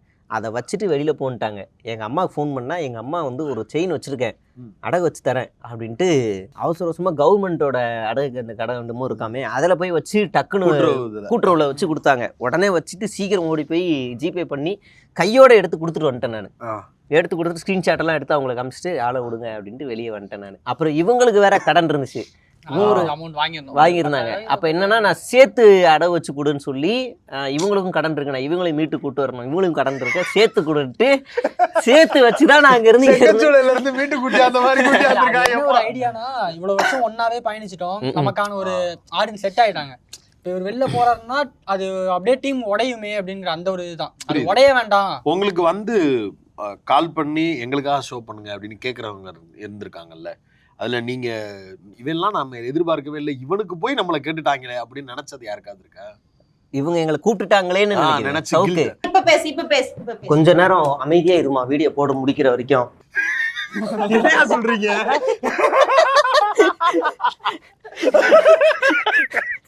எனக்கு வந்து ட்விட்டர்ல வந்து நம்பர் கேட்டாரு. எனக்கு சரியான ஷாக்கு. என்ன இவர் நம்பர் கேட்குறாரு அப்படி. ஆக்சுவலாக நான் வந்து இந்த மீடியா ஃபீல்டுக்கு வந்ததுல ஒரு சிலரை பார்த்து இன்ஸ்பயர் ஆகி தான் வந்திருக்கேன். அதுல வந்து ரங்கராஜ் பாண்டே, சவுக்கு. சரி பேசிட்டு இருக்க வந்துடுறேன். சீரியஸா? ஏன் அப்பெல்லாம் அவங்க வேற மாதிரி இருந்தாங்க. நீங்க தந்தி டிவில ரங்கராஜ் பாண்டே பிடிக்காதா? பிடிக்காது. எனக்கு பிடிக்கும். அப்பெல்லாம் மடக்கி கேள்வி கேட்கிறாரு. ஒருத்தன் பேர் வச்சுட்டு ஊருக்குள்ள வந்தா எனக்கு வந்து அப்பதான் பாக்குறேன், அடக்கி மடக்கி கேட்கிறாரு அப்படின்ற மாதிரி இருந்துச்சு. ரெண்டாவது சவுக்கு வந்து என்னோட ப்ரொஃபசர். எதுக்கு ப்ரொஃபசர்? மெட்ராஸ் யூனிவர்சிட்டியில கெஸ்ட் லெக்சரா அப்பப்போ வருவாரு. வைபாக்கு அவர் தான் வருவாரு. அப்போல்லாம் வந்து அவர் எழுதுறதெல்லாம் வந்து பயங்கரமா இருக்கும். அதனால நான் படிச்சிருக்கேன். ஆமா, சரி. அப்போ அவர் கொஞ்சம் ஓவரா பேசுவாரு, இதெல்லாம் பண்ணுவாரு அப்படின்ட்டு நான் அப்போ ஓரளவுக்கு முற்போக்க வேற இருந்தாலும் இப்போ சங்கி அப்போ வேற. அதனால அவரு ரெண்டாவது இன்ஸ்பயர் ஆனது அண்ணன் யூடியூப் ரூட்டஸ் சேனல் தான். பயங்கர இன்ஸ்பயர். அப்பா உட்காந்து அட்டி அடிக்கிறாங்க. அப்புறம் நிறைய பேர் இந்த வரிசை நிறைய இருக்கும். மகிழன் முக்கியமா இவங்கெல்லாம் பார்த்து தான் வந்தது. அரண்சை மகிழன். ஆமா, அரண்சை மகிழன் அண்ணன். அப்போ எல்லாரையுமே பார்த்து தான் நான் உள்ள வரேன். அப்போ இவரு எனக்கு நம்பர் கேட்கும். எனக்கு ஆச்சரியம். சரி, நான் அனுப்பிச்சிட்டேன். அனுப்பிச்ச உடனே வாட்ஸ்அப்பில் ஹாய் தம்பின்னு மெசேஜ் வந்துச்சு. பட்டுன்னு காலு வந்துருச்சு. கால் வந்தோடனே என்ன தம்பி என்னாச்சு அப்படின்னாரு. சார் இது மாதிரி பிரச்சனையாச்சு, வெளியே வந்துட்டோம். Okay super. அப்புறம் அது ஓபிஎஸ் சேனல்லன்னு சொன்னாங்க. இல்லை சார், அதெல்லாம் பிரிஞ்சு வெளியில் வந்துட்டோம், வேற சேனல் இது. இப்போ நான் இப்போ தனியாக பண்ணலான்னு இருக்கேன் அப்படின்னு கட் பண்ணிட்டேன். ஒரு 3 நாள் கழிச்சு தம்பி சென்ட் யுவர் கொட்டேஷன் சேர்ந்து பண்ணலான்னு ஒரு மெசேஜ் வந்துச்சு. இல்லை சார், நான் வந்து இனிமே ஒரு நிறுவனத்துக்கிட்ட வேலை செய்கிறதா இல்லை, இண்டிபெண்ட்டாக வேலை செய்யணும்னு இருக்கேன். நன்றி சார் கூப்பிட்டதுக்குன்ட்டு மெசேஜை முடிச்சிட்டேன். அப்புறம் கிஷோர் கேஸ்வாமி டீம்ல இருந்து வந்துச்சு.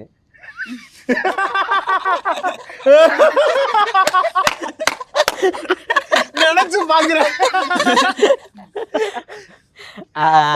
இது இவங்க எங்கங்கயா ஸ்டுடியோல இருக்குமா இல்ல டாஸ்மார்க்ல தெரியல. அதுக்கப்புறம் வந்து ஏடிஎம்கேவோட ஐடி விங் செக்ரட்டரி ஒருத்தர் கார்டு வந்துச்சு.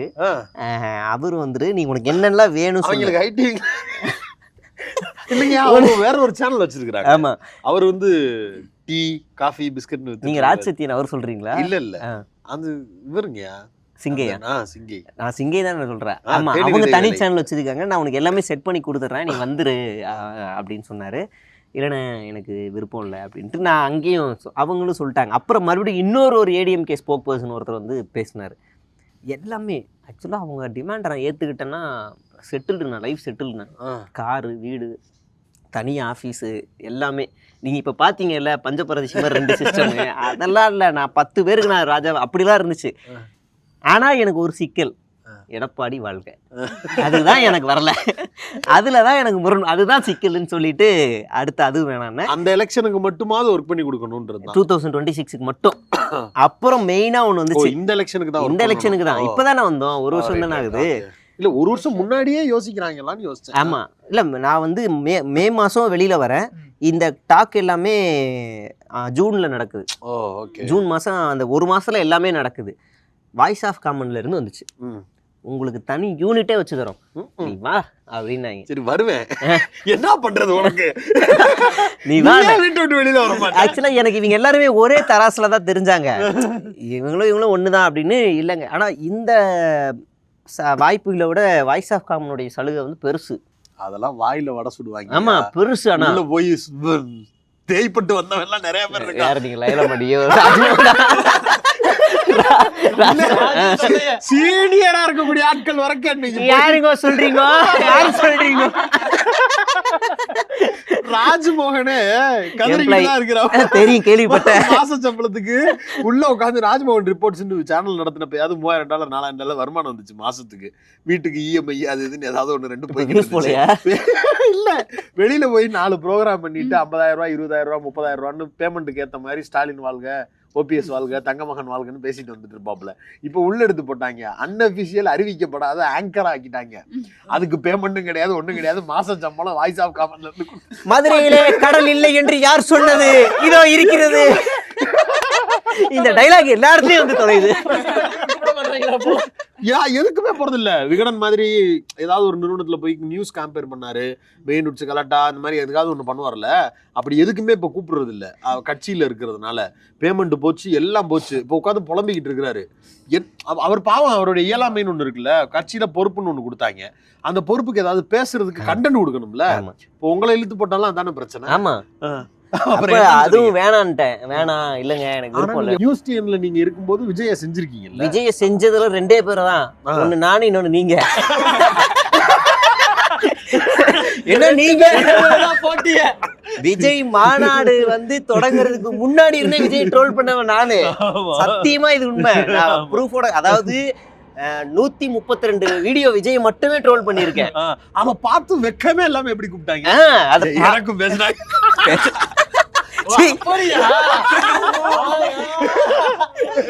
என்னப்பா பிரச்சனை? ஐயா, இந்த புருவத்தை தூக்கிட்டு ஒருத்தர் பேசுவார்ல, விஜய் ஒரு தற்கூரி அப்படின்னார்ல, அவரே கூப்பிட்டாங்க. அதனால நம்மள கூட மாட்டாங்களா? அதனால ஒரு வாரத்துல அப்புறம் யாருமே வேணாம்னு முடிவு பண்ணிட்டோம். ஆனா இப்ப தேர்தல்ல யாராவது ஒருத்தருக்கு ஆதரவு கொடுக்கணும். யாருமே இல்ல, எல்லாரையும் ட்ரோல் பண்ணனா அப்ப தேர்தல் அரசியல இருந்து விலகி நிக்கிறோமான்ற ஒரு கேள்வி வரும். இல்ல, நம்ம ஆதரவு தான். இந்தியா கூட்டணிக்கு ஆதரவு. முடிவு எடுத்தது இந்தியா கூட்டணி. எல்லாரும் உடன்பட்டீங்களா? ஆமா. மதவாத சக்தி, ஜாதி, இதெல்லாம் எதிராக ஒரு அரசியல் யார் பண்றாங்களோ அவங்க கூட இருக்கணும். அப்படி பார்க்கும் போது பிஜேபி நம்மளுக்கு அது ஆப்போனண்டா இருக்காங்க, ஏடிஎம்கே அவங்களுக்கு அடிமையா இருக்காங்க. விஜய் எதுக்கு இருக்காருன்னே தெரியல. சீமான் அவரு பேசுறதா இன்னைக்கு ஒன்று பேசுறாரு, நாளைக்கு ஒன்று பேசுறாரு. இவங்களெல்லாம் பார்க்கும் போது இந்தியா கூட்டணி வந்து பொதுவாக மக்களுக்காகவும் நேர்மையான அரசியல் பண்ணலனாலும் ஓரளவுக்கு நல்ல அரசியல் பண்ணுறாங்க. பெஸ்ட்டு அவங்களை கம்பேர் பண்ணும்போது இவங்க பெஸ்ட்டாக இருக்காங்க. அப்போ இவங்களுக்கு ஆதரவு கொடுத்தா நம்ம நாளைக்கு நல்லா இருக்க முடியும். அந்த கன்வின்சிங் தான் உங்களுக்கு. அதுதான், பாசிசத்துக்கு எதிராக நம்ம நிற்கணும். அதுவும் எளிய மக்கள் பக்கம் யார் நிற்கிறான்னு பார்த்தா விசிகா கம்யூனிஸ்ட் தான். அவங்க எந்த கூட்டணியில இருக்காங்கன்னு பார்த்தா அப்போ மற்றவங்களெல்லாம் கம்பேரிசன்லாம் கிடையாது. இவங்க தான் நமக்கு ஒரே வழி, இவங்க மட்டும்தான். தமிழ்நாடு இப்படியே இருக்கணும்னா இவங்க மட்டும் தான் ஒரே வழிங்கும் போது நம்ம ஆதரவு அங்கே தானே கொடுத்தாகணும். ரைட். நீங்க நம்ம அந்த பக்கம் போயிடக்கூடாது, அதாவது சங்கி சைட் போயிடக்கூடாதுங்கிற டிஷர்ட்டை பார்த்தா அப்படி அதையும் தாண்டி சங்கி சைடு போயிடக்கூடாதுன்னு விஜய் கருங்காலி ஸ்டைலுக்கு இது வந்து ஒரு அன்பளிப்பா வந்தது. அது லோகேஷ் கனகராஜுக்கு ஒரு அன்பளிப்பு கொடுத்தாங்க, அன்பளிப்பா வந்தது, அதனால போட்டிருக்கேன். அதுக்கு சாமி நம்பிக்கை இல்லையா அப்படிலாம் கேட்டா அப்படிலாம் கிடையாது. நான் கடவுள் நம்பிக்கை இருக்கு, அது இல்லைன்னு சொல்ல மாட்டேன். அதையும் தாண்டி வீட்டுல எல்லாருமே காங்கிரஸ் அந்த சைடு. பேரே தெரியுமே, பேரு காந்தி, அண்ணன் பேர் நேதாஜி, மாமா பேர் ராஜீவ் காந்தி. உன்னை தெரியுடா இந்த சமூகத்துக்கு நீ யாருன்னு மிஸ்கின் டைலாக் புடுக்கி எம்ஜிஆர் நீ. அந்த மாதிரி தாத்தா இருந்தது காங்கிரஸ் ஃபேமிலி இருந்துச்சு. அதனால இப்ப எந்த காங்கிரஸ்ல இருக்கீங்க?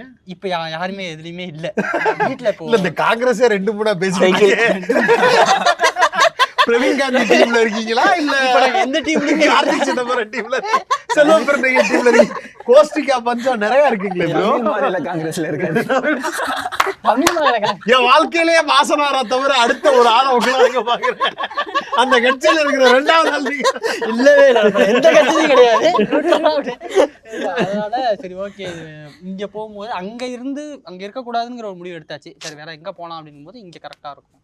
ஓகே அப்படின்ட்டு கொஞ்சம் ஓரளவுக்கு தெளிவா முடிவெடுக்க வச்சுதான் ட்ரெயின் ஆயிருக்கிறாங்க. அதுக்கு முன்னாடி வீடியோலயே அவங்களுக்கு அந்த முற்போக்கு சிந்தனைகள் வந்து இருக்கு. ஓகே, அதனால வந்து கரெக்டா வந்து பேசி அப்ப அந்த முடிவு எடுத்துட்டோம். ஓகேன்னு டிக்ளேர் பண்ணீங்க. ஆனால் நெருக்கடி நிறையா வருமே. நீ ஆவுன்னா விஜயை விமர்சிக்கிற, நீ எல்லாரையும் விமர்சிக்கிற, ஆனால் திமுகவை மட்டும் விமர்சிக்க மாட்டேங்கிற, சரியாக கேட்க வேண்டிய இடத்துல கூட கேட்க மாட்டேங்கிற, அப்படிங்கிற விமர்சனத்தை எப்படி எதிர்கொள்றீங்க? இப்போ என்ன கேட்கலன்ற நான் திரும்ப கேட்பேன். இப்போ அந்த திருத்தணி விவகாரத்தில் நாம் வந்து பேசும்போது அது தப்புன்னு பேசணும். நான் மட்டும் பேசலை, திமுகவில் இருக்க ஸ்போக் பர்சனே தப்புன்னு தான் பேசுகிறாங்க. தப்பு தான், இந்த சம்பவம் இனிமேல் நடக்கக்கூடாது, இது கண்டனத்துக்குரியதுன்னு பேசுகிறேன். இதுக்கு மேலே என்ன எதிர்க்கணும்? இதுக்கு மேலே என்ன இருக்கணும்? அடுத்து அந்த சின்ன பசங்க இவன் என்ன சொல்கிறாங்கன்னா, வெட்டுப்பட்டவன் வீட்டில் ஒரு ஆளாக இருந்தால் நீ என்ன செய்வேன்? உண்மைதான், எமோஷ்னலாக இருக்கும். இப்போ நான் இன்னொன்று கேட்குறேன், அந்த வெட்டினவன் தம்பியாக இருந்தால் என்ன செய்வேன்? போலீஸ் ஸ்டேஷனில் போய் ஐயா தெரியாமல் பண்ணிட்டான் விட்டுருக்கேன்னு கேட்பல. அப்போ ரெண்டுமே நம்ம என்ன பண்ணால் இது எப்படி சரி செய்யணுன்ற இடத்துல தான் நான் பார்ப்பேன். இது நடக்காமல் இருக்குன்ற நான் அந்த விமர்சனங்களை வைக்கிறேன். துப்புரவு பணியாளர்கள் போராட்டத்துலேயும் நம்மளுடைய ஸ்டாண்ட்லேருந்து நின்று பேசுகிறோம். ரெண்டாவது என்னென்னா, இந்த சமூகத்தில் நடக்கிற பிரச்சனைக்கு குரல் கொடுக்குறது யார்? இடதுசாரிகள். ஆமாம், எடப்பாடி குரல் கொடுக்குறாரா? இந்நேரம் எடப்பாடி ஆட்சி இருந்தால் இந்நேரம் இந்த மசூதி இடிச்சுட்டு திருப்பரங்குன்றத்தில் ஒரு ஐயப்பன் கோயில் கட்டிருப்பார், இல்லை கிருஷ்ணர் கோயில் கட்டிருப்பார். அப்படி விஜய்லாம் சொல்லவே வேணாம், கும்பாபிஷேகத்துக்கு போயிருப்பாரு. அதுக்கு மட்டும் அந்த இதை மட்டும் வீட்டுக்கு கொண்டு வந்திருப்பாங்க. அப்படியான இடத்துல நான் வந்து என்ன ஸ்டாண்ட் எடுக்கணும்னு எனக்கு தெரியும். இங்க சட்ட ஒழுங்கு பிரச்சனை இருக்கா? இருக்கு. அதுக்கு நடவடிக்கை எடுக்கப்படுதா? அதுதான் என்னோட கேள்வி. இப்போ விஜயே வந்து கரூர் இஷ்யூல நான் தான் பொறுப்பு, மன்னிச்சிருங்க, என்ன இது தெரியாம நடந்துருச்சு அப்படின்னு தார்மீக பொறுப்பு எடுத்திருந்தாருன்னா இந்த அளவுக்கு நாங்க ட்ரோல் பண்ணி பேசணுன்ற அவசியமே இருந்திருக்காது. எனக்கு சம்பந்தம் இல்ல, இது யாரோ ஒருத்தவங்க பண்ண பழி. அது எப்படி கரூர்ல மட்டும் நடக்குது அப்படின்னு பேசும்போது எங்க போனாலும் லாக் பண்ணுங்க. இப்படி பேசுற ஒரு முட்டாள்தனத்தையும் நம்பி ஒரு கூட்டம் இருக்குங்கும் போதுதான் எங்களுக்கு இன்னும் அதை ட்ரோல் பண்ணியே ஆகணும்ன்ற தாட் வருது. கரெக்ட். அது இந்த முடிவெல்லாம் எடுத்துட்டோம். திருந்த மாட்டாங்க. இந்த முடிவெல்லாம் எடுக்கிறதுக்கு முன்னாடி செல்லடை போட்டோம் ஃபர்ஸ்ட். ஒருவேளை எடப்பாடி பழனிசாமி பாஜக கூட்டணிக்கு போகலைன்னா நாங்க இந்த முடிவு எடுக்கிறதுல பெரிய ஊசலாட்டம் இருந்திருக்கும். என்னடா இவர் ஓரளவு எதிர்பாருன்ற டவுட் இருந்திருக்கும். அவர் சங்கி ஆயிட்டாரு, அப்ப நமக்கு ரூட் கிளியர். விஜய் பெரியாரெல்லாம் சொல்றாரு, ஒரு இடது சிந்தனை வச்சிருக்காரு அப்படின்னும் போது துணிக்கடையில Hansika photo, Devayani photo, Rashmika photo இருக்கும். அதுக்காக அந்த கடை ஓனர் ஆயிடுவாங்களா? அப்படிதான் இந்த கட்சியில் வந்து பேனர் வந்து சும்மா விளம்பரத்துக்காக வச்சுக்கிறாங்க. இதெல்லாம் பண்ணுறது இல்லை அப்படின்ற எங்களுக்கு தெரிஞ்சிருச்சு. ரைட்டு, அப்போ இதுவும் வேணாம், ஒதுக்கு. சீமானு சொல்லவே வேணாம், ஆல்ரெடி ஒதுக்கு. அப்படியே அடுத்து எந்த கட்சிகள்லாம் பார்க்கும்போது நமக்கு வந்து இங்கே நடக்கிற பிரச்சனை துப்புரவு பணியாளர் போட்டதுக்கு முதல்லேருந்து ஆரம்பத்துலேருந்து முடிகிற வரைக்கும் விசிகாவும் கம்யூனிஸ்ட்டும் உள்ளே இருக்குது. அடுத்து ஆணவ கொலை நடந்துச்சுன்னா குரல் கொடுக்கறது இந்த ரெண்டு கூட்டணி கட்சி. எதுவா இருந்தாலும் இவங்க தான். மீதி இந்த அரசு எதிர்கட்சிகள்லாம் செய்ய வேண்டியது எல்லாத்தையும் தவற விடுது. அப்ப நாம இந்த முடிவு கரெக்டா இருக்கு, இங்க நிப்போம் அப்படின்னு. தேர்தலுக்கு அப்புறம் எங்களுடைய முடிவு எப்படி இருக்கும்? Depends on situation. ஓகே, அது தெளிவா தான் இருக்கு. அதுலயும் தெளிவா இருக்கும். ஒரு பார்ட்டிக்குள்ள அசோசியேட் ஆகுறது அந்த மாதிரியான விருப்பம் கிடையாது. இல்ல, விருப்பம் இல்ல. இப்ப எங்களுக்கு உண்மையிலே விருப்பம் இருந்துருச்சுன்னா இந்நேரம் எங்க வாயில இருந்து திமுகவில் இருக்கக்கூடிய முக்கியமான நபர்கள் வாழ்கன்னு சொல்லி இருந்திருப்போம்ல. இந்நேரம் நாங்க வந்து வாழ்க அவங்களுடைய கொடுக்குற அட்வர்டைஸ்மெண்ட்டை நாங்க போட்டிருப்போமே. எதுவுமே பண்ணலையே. எங்களுக்கு எது தேவைன்னு எங்களுக்கு தெரியும். அதனால நாங்க அதுல ரொம்ப தெளிவா இருக்கிறோம். ஒரு நபரா வர்றது அப்படிங்கிறது ஓகே. ஒரு டீமை ரெடி பண்ணி கூப்பிட்டு வந்து அதை மெயின்டைன் பண்ணி அதுக்கு ஒரு செலவு பண்ணுறது இருக்குல்ல, ஆஃபீஸ்லேருந்து சம்பளத்துலேருந்து டெய்லி எக்ஸ்பென்ஸ்லேருந்து நல்லது கெட்டது வரைக்கும் செய்கிறதுங்கிறது வந்து ஒரு நிறுவனத்தை நடத்துகிற மாதிரி. அதை எப்படி பேலன்ஸ் பண்ண முடியுது? ஃபஸ்ட்டு நியூஸ் ஸ்டேட்லேருந்து வெளியே வந்தோடனே ஒரு மாதம் சம்பளம் இல்லை. எங்களுக்கு உதவுனது யாருன்னு கேட்டால் ஒரு பெரிய ஷாக் ஆவீங்க. ஒரு சாமியார் உதவுனார். அவர் வந்து என்ன நீ கடவுள் நம்பிக்கை வச்சுக்க அதெல்லாம் எதுவும் சொல்லலை. எங்களுக்கும் நீங்கள் கடவுள் நம்பிக்கையெல்லாம் விட்டு வாங்கன்னு சொல்லலை. எங்கள் வீடியோவை பார்த்து ரசித்தார், ஒரு பண்ணியிருக்காரு. இந்த மைக்கு போட்டிருந்தோம் 4 மைக்கு, அதெல்லாம் அவர் தான் கிஃப்டாக 1 வருஷத்துக்கு முன்னாடியே வாங்கிட்டார். எங்களை எப்படி அப்ரோச் பண்ணி கொடுக்குறதுன்னு தெரியல. என்கிட்ட வந்து கொடுக்கும்போது இல்லை வேணாம், நாங்கள் கிஃப்ட்டு காசுலாம் வாங்க மாட்டோம், இல்லை எனக்காக வாங்குங்க, இதுக்காக மட்டும் எதுவும் எதிர்பார்க்கவே மாட்டோம், தயவுசெய்து வச்சுக்கோங்கன்னாரு. அப்புறமா அது பெரிய உதவியாக இருந்தது. வெளியில் வந்ததுக்கப்புறம் அவர்கிட்ட சொன்னோம், இந்த மாதிரி வெளியே வந்துட்டோம் அப்படின்னு. அவர் நிறைய அந்த காவி துண்டெல்லாம் அந்த சாமியார் தான் கொடுத்தாரு. இதையும் வச்சு ட்ரோல் பண்ணுப்பாங்க. யாராவது சொல்லுவாங்களா? காவி துண்டு, காவி ஆஃப் கோட்டெல்லாம் கொடுத்தாரு. ஆனால் அவருக்கு சாமின்னு சொன்னால் தான் பிடிக்கும், சாமியார்னு சொன்னால் பிடிக்காது, சாமின்னு சொல்லுவார். வெளியில் வந்ததுக்கப்புறம் ஒரு 10 நாள் கழிச்சு எனக்கு ஒரு சாப்பாட்டு காசு இல்லை, 500 ரூபா கொடுங்கன்னு தான் அனுப்பிச்சி விட்டேன். அப்புறம் மறுபடியும் கேட்டான்னு நினைக்கிறேன், மறுபடியும் ஏதோ நடந்துச்சு. இஎம்ஐக்கு ஏதோ செலவு இருந்துச்சு, என்கிட்ட காசு இல்லை, வீட்லேயும் காசு இல்லை, பெரிய சிக்கல் இருந்துச்சு. இப்போ மறுபடியும் சாமியார்கிட்ட இந்த மாதிரி இருக்குது, சீக்கிரம் ஸ்டார்ட் பண்ணுவோம். சரி நீ முதல்ல எனக்கு கிளம்பி வா, நான் உனக்கு வந்து ஃப்ரீயாக தரல, கடனாக தரேன், எப்போ முடியுமோ தான்னு ஒரு 1 லட்ச ரூபா காசு கொடுத்தாரு. அதை வந்து இப்போதைக்கு இதை வீட்டு வாடகைன்னு எல்லாருக்கும் 20,000 பிரித்து கொடுத்து இப்போதைக்கு இதை வச்சுக்கோங்க, 1 மாதம் என்னை கேட்காதீங்க, நான் அப்புறம் பார்த்துக்கிறேன்ட்டு பிரித்து கொடுத்துட்டு ஒரு ஸ்பான்சரில் ஒரு 6 மாதம் ஸ்பான்சரில் கேட்டோம். அவனோட கேமரா வந்து அவனோடது, சிஸ்டம் வந்து வாடகை, அப்புறம் இதெல்லாம் மேனேஜ் பண்ணி தான் ஆரம்பித்தோம். ஆரம்பித்ததுக்கப்புறம் கொஞ்சம் ரெவன்யூ வர ஆரம்பித்த உடனே, இந்த ஸ்டேஞ்ச் டாக்ஸ்லேருந்து வர ஆரம்பித்த உடனே சாமியார்கிட்ட போய் ஒரு 2 மாதம் கழிச்சு அப்படியே நேரில் போய் வாங்கின காசை ரொம்ப நன்றி, நீங்கள் கொடுத்த உதவி ரொம்ப உதவியாக இருந்துச்சுன்னு சொல்லி கொடுத்துட்டு அப்படியே வந்துட்டோம். அப்புறம் இப்போ வர ரெவன்யூவில் மேனேஜபிளாக கரெக்டாக வரவுக்கு செலவுக்கும் கரெக்டாக அப்படியே ஓடுது. இதை இன்னும் கொஞ்சம் ஏதாவது பண்ணணும், எலெக்ஷன் டைமில் வெளியூருக்குலாம் போகணுன்றதுக்காக இன்னொரு சேனல் ஸ்டார்ட் பண்ணுறோம் பொங்கலுக்கு அப்புறமா. அந்த சேனலுக்கும் நீங்க எல்லாருமே ஆதரவு கொடுப்பீங்கன்னு நம்புறேன். உங்களுக்கு தான் வரப்போகுது, அதனால கண்டிப்பா சேனல் பேரையே நீங்க சொல்லிடலாம். பொலிட்டிக்கல் எக்ஸ்போ அப்படின்னு ஒரு சேனல், அரசியல் கண்காட்சி. கவர் அதுல வித்தியாசமான நிகழ்ச்சிகள்லாம் யோசிச்சிருக்கோம், நீங்க ரசிச்சு பாப்பீங்க. இப்ப இந்த வீடியோ ரசிக்கிற மாதிரி இருந்துச்சுன்னா அந்த வீடியோ ரசிக்கிற மாதிரி இருக்கு.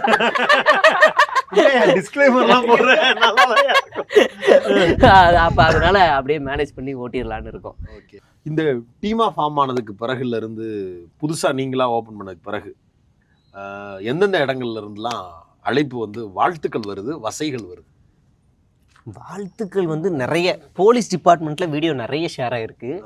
போகிற இடங்கள்லாம் போலீஸ் டிபார்ட்மெண்ட் பார்த்து நீங்கள் சூப்பராக பண்ணுறீங்க, நல்லா இருக்குது, அதுவும் பெரிய பெரிய அதிகாரிகள் சொல்லும் போது நான் ரொம்ப ஆச்சரியமாக பார்க்குறேன். ஆஹா இவரெல்லாம் சொல்கிறாரு அப்படின்னு. சினிமா வட்டாரங்களில் நிறைய பேருக்கு, முக்கியமாக அமீர் அவர்கள் வந்து அண்ணன் வந்து ஒரு 2-3 யூடியூப் சேனல் தான் பார்ப்பேன், அதில் இவனோட ஒன்று ஸ்ட்ரெஸ்ஸு குறையும்னாரு. அதுவும் எனக்கு இன்னும் சந்தோஷம், அப்பா இவர் பார்க்குறாரா, நம்ம ஒரு டுபாகூர் இவர் நம்மளை பார்த்து ரசிக்கிறாரே அப்படின்னு இருந்துச்சு. வசைகள்லாம் நீங்கள் வந்து ஸ்பேம் மெசேஜ் வந்து எடுத்தேன்னா ஒரு இன்ஸ்டாகிராமில் ஒரு 300, ட்விட்டரில் ஒரு 400, அப்படியே இவங்க எல்லாரோடதையும் சேர்த்தோம்னா லட்சக்கணக்கில் தொடும். அது முக்கால்வாசி தாவேக்காரங்க தான். மேபி அவங்க போன படம் நல்லா இருக்குன்னு போட்டேன், அதுக்கு எல்லாரும் திட்டிட்டு இருக்காங்க. படம் நல்லா இருக்குன்னு சொல்றது என் உரிமை, அதை கூட சொல்லக்கூடாது. வைத்தரசலா இருக்கா இல்லையா, ஏன்னா ரிலீஸ் ஆகல. நாங்களே கேரளத்துல உட்காந்துருக்கோம், என்னடா கொண்டாடிக்கிட்டு இருக்கீங்க? என்ன கரூர் சம்பவத்துக்கு கூட நாங்க இவ்வளவு துக்கப்பட்டது இல்ல, இதுக்குதான் நாங்க துக்கப்படுறோன்ற ரேஞ்சுக்கு அவங்க அழுகுறாங்க. எனக்கும் கால் பண்ணுவாங்க, ஏதாவது கெட்ட வார்த்தையில பேசணும்னு கால் பண்ணுவான். நம்ம இருக்கிற மூடை பொறுத்து. நான் ஏதாவது ஜாலியான மூட்ல இருந்தேன்னா நான் கொஞ்சம் ஏறி பேசுவேன். நான் கொஞ்சம் ஜாலியிலே அது ஒரு வேற டென்ஷன்ல இருக்கும் அப்படின்னா 2 பேருக்கு கான்ஃபரன்ஸ் கால் போட்டு விட்டுருவேன். அவங்க 2 பேரும் திட்டிக்குவாங்க. அவனே என்ன திட்டுறதுக்கு அடிச்சிருப்பான், இவனே என்ன திட்டுறதுக்கு அடிச்சிருப்பான். 2ஐயும் மெரிச்சு கொடுத்துட்டு நான் மியூட் போட்டுட்டு ஸ்பீக்கர்ல போட்டு உட்காந்துருப்பேன். இவன் அவன் அம்மாவை திட்டு, அவன் இவன் அம்மாவை திட்டு, 2 பேரும் ஒரே தாய்க்கு பிறந்தவனா. அவன் வந்து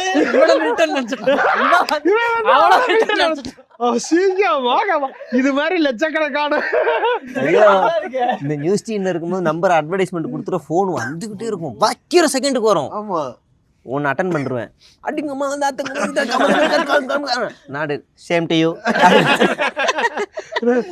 அந்த மவனே இந்த மவனே நினைப்பான், அம்மாவை கேட்டதா சொல்றான்னு. நிறைய இருக்கும். அவங்களுக்கு வந்து இயல்பாவே அவங்களுக்கு கெட்ட வார்த்தை தான் பேச வரும். ஆமா, தப்பு இல்ல, அந்த வயசு அப்படித்தான் பேசுவேன். ஆனா அதே வயசுல தான் நானும் இருக்கேன். நான் திருப்பி பேசுறேன், நீ தாங்கிக்கணும். எனக்கு வந்து என்னன்னா, நம்மளுக்கு இருக்கிற பிரச்சனை என்னன்னா, நம்ம பழகுற சர்க்கிள்லாம் வந்து பொலிட்டிக்கல் சர்க்கிள்.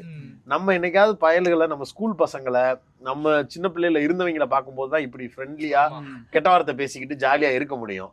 ரொம்ப வந்து நம்மளுக்கு இந்த வேலை வந்து இறுக்கமாயி பேச முடியாம இருக்கிறப்ப இவன்லாம் வந்தான்னா அல்வா சாப்பிடுற மாதிரி இருக்கும். சில நேரம் நான்லாம் இறங்கி விளையாடுவேன் ஏரியாவில், எங்க அந்த ஏரியால தான்டா இருக்கேன், வாடான்னு கிளம்பி போயிடலாம். ஒரு கட்டத்துக்கு அதாவது சில பேர்ல நேத்தெல்லாம் புக் ஃபேர் போகும்போது ஒருத்தர் என்கிட்ட பேசினாரு, தம்பி சீனாக்காரன் சீனால படிக்கிறான், ரஷ்யாக்காரன் ரஷ்யால படிக்கிறான், அமெரிக்காக்காரன் அமெரிக்க மொழியில படிக்கிறான், தமிழை மட்டும் ஏன் தம்பி தமிழ்ல படிக்கலன்னா. சரி, இப்போ இதுல என்ன குறை கண்டுபிடிச்சிட்டேன்? தமிழ்நாடு பண்ண நடுத்தரில் நிற்கிதா, சந்தி சிரிக்கிறா தமிழ்நாடு, என்ன உனக்கு வேணும்? நம்ம பேச முடியும். நம்ம என்ன பண்ணோம், அவன் புத்திசாலி மாதிரி அப்படின்னு கடந்து வந்துடணும். என்ன ஃபேக்ட்னா, எனக்கு தெரியும் அவனால என்ன திருத்த முடியாதுன்னு, அதே மாதிரியே அவனுக்கு தெரியும் அவன் திருந்த மாட்டான் நான் என்ன சொன்னாலும்னு. அதனால வந்து குசியானது மாதிரி அப்படின்னு நான் வெளியே வந்தாதான் நல்லது. இந்த மாதிரி யார் என்ன ஐடியாலஜி சொன்னாலும் என்ன ரோட்ல பார்த்து, தம்பி நீங்க விஜய பேசுறீங்களே, விஜய் உண்மையிலேயே அவருடைய மனசு எப்படி தெரியுமா, ரொம்ப நல்லவர் பான்னு. என்னோட ஃபேஸ் ரியாக்ஷன் அவன் என்ன நினைச்சுப்பான்னா, இவர் திருந்திட்டாருன்னு நினைச்சுப்பான். உன்னோட 5 நிமிஷம் சந்தோஷம்டா, நீ கேட்டுக்க, அடுத்து போராட்டா நாளைக்கே வீடியோ வரும். அதான் சீமானை பத்தி, சீமானா நீங்க என்ன நினைச்சீங்க, பாவம் ஒரு வாழ்க்கைக்காக அர்ப்பணிச்சிட்டாரு. அப்ப எனக்கு தோணும், என்னடா வாழ்க்கை அர்ப்பணிச்சாரு, ஏண்டா டேய் என்ன அப்படியே ஒரு சர்டிபிகேட்டே கொடுப்பாங்க, பிஹெச்டி பண்ண மாதிரி, சீமானை பத்தி பிஹெச்டி பண்ண மாதிரி பேசிக்கிட்டு இருப்பாங்க. நானு அப்படின்ட்டு விட்டுக்கு அப்படியே வந்துருவேன். ஒரு கட்டத்துக்கு மேல சாட்டை திரும்புறவ பத்தி ஒரு எனக்கு சர்டிபிகேட் கொடுத்துட்டு இருந்தான் பெருசா. ஒரு நல்லவரா, அவரு பாக்ஸரு, அவ்வளவு நல்லவரா அப்படின்னு நம்ம அதுக்கு அந்த நேரம் சந்தோஷத்தை கொடுத்துரும். நீங்க இது வந்து ஆர்கியூலாம் பண்ணாங்க, திருத்த முடியாதுன்னு தெரியும். ஏன்னா அவனுக்கு அங்க ஒரு லாபம் இதெல்லாம் இருக்கும். அதனால அப்படி கேட்டு எனக்கு பொழுது போகணும், அதனால அது கேட்க ஐயா இதெல்லாம் பரவாயில்லையா. எனக்கு நான் ஒரு பேரை சொல்றேன். அவரை பத்தி என்கிட்ட ஒரு 2 மணி நேரம் ஒருத்தன் பேசினான். 2 மணி நேரம் பேசுனாங்க. ஐயாயிரம் சார்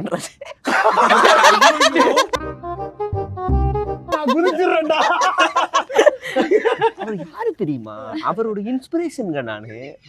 நீங்க அந்த கட்சியில மற்றவங்களாம் விட்டுருங்க, அவரை வந்து பாத்தீங்கன்னா அவர் ஒரு ஜெனியூனுங்க. அந்த காலத்துல இருந்து இந்த சகாயம் ஐஏஎஸ் இருந்தாலே அவங்க எல்லாம் நல்லவங்களா இருப்பாங்க. பியூரோக்ராட்ஸா இருந்தா அவங்க எல்லாம் நாட்டை திருப்பாங்க நம்புறேன். அண்ணாமலை கூட எனக்கு ஒருத்தர் பேசியிருக்காயா, லெட்டர் வச்சிருக்காயா. ஐயா பழைய ஓனர் கூட பேசியிருக்காரு. எனக்கு அதெல்லாம் விட்டுருங்க. ஐஆர்எஸ் அருணை பத்தி என்ன சொன்னாங்கன்னு மட்டும் சொல்லுங்க.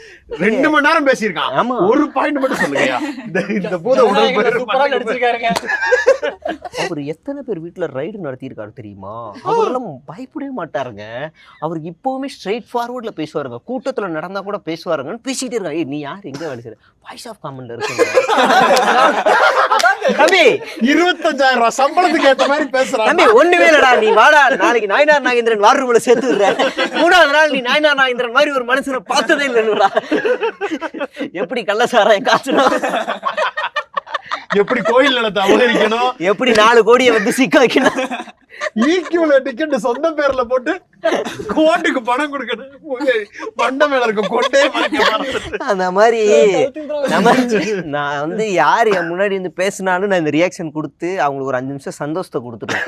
சந்தோஷமா இரு, என்ஜாய் பண்ணிக்கீங்க. நீ பேசுனதெல்லாம் நான் ரசிச்ச மாதிரி நினைச்சிடல. நீ நினைச்சுக்கிட்டு இருப்ப இதோட விஜய் வாழ்கன்னு வீடியோ போடுவான்னு நினைச்சுக்கிட்டு இருப்ப. அப்படி இல்ல, மறுநாள் அதை அப்படி என்ன வீடியோ வரும்னு தெரியும். இந்த வீடியோக்கு அப்புறம் கண்டுபிடிச்சிருவாங்க இவன் உண்மையிலே சும்மா பாக்குறான். விஜய் உங்க வீடியோ எல்லாம் ரெகுலரா பாக்குறாரு. அப்படியா? ஆமா அப்படியா? ஓ ஆமாமா, ரொம்ப பாக்குறாரு. எப்படி தெரியும் உங்களுக்கு? நண்பர்கள் சொன்னாங்க. எனக்கு வந்துச்சு ஒரு சந்தோஷப்படுற ஒரே ஆளு இல்ல. எனக்கு வந்து எங்க நியூஸ் டிஎன்ல இருக்கும் போதே இந்த நியூஸ் வந்துச்சு. என்னன்னா, இந்த மாதிரி ஒரு ஆக்டர் ஸ்ரீநாத்தா யாரோ ஒருத்தர் இருக்காரு, அவர் வந்து உங்க வீடியோ அடிக்கடி போட்டு காட்டுவாரு அப்படின்னாங்க. அதுல வந்து புசி ஆனந்த் கிட்ட எங்க வீடியோ காட்டுவாங்களாம். புசி ஆனந்த் வந்து முன்னாடி உட்காருவாரான் கார்ல. தலைவரே உங்களை கலாய்ச்சி வீடியோ போட்டுருக்காங்க.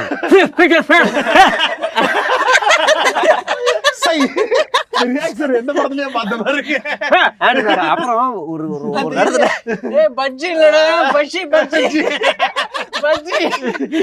அதுக்கப்புறமா கூட்டத்துல இவங்க எல்லாம் என்ன வந்து கலாய்க்கிறாங்க, என்ன சீரியஸா காமெடி பீஸ் மாதிரி காட்டுறாங்க, நான் எவ்வளவு டெரர் பீஸ்னு உங்க எல்லாரும் நீங்க காட்டுங்க, எப்ப பாரு என்ன கலாய்ச்சின்னுக்குறான் அப்படின்னு வந்து கூட்டத்துல பேசிருக்காங்க.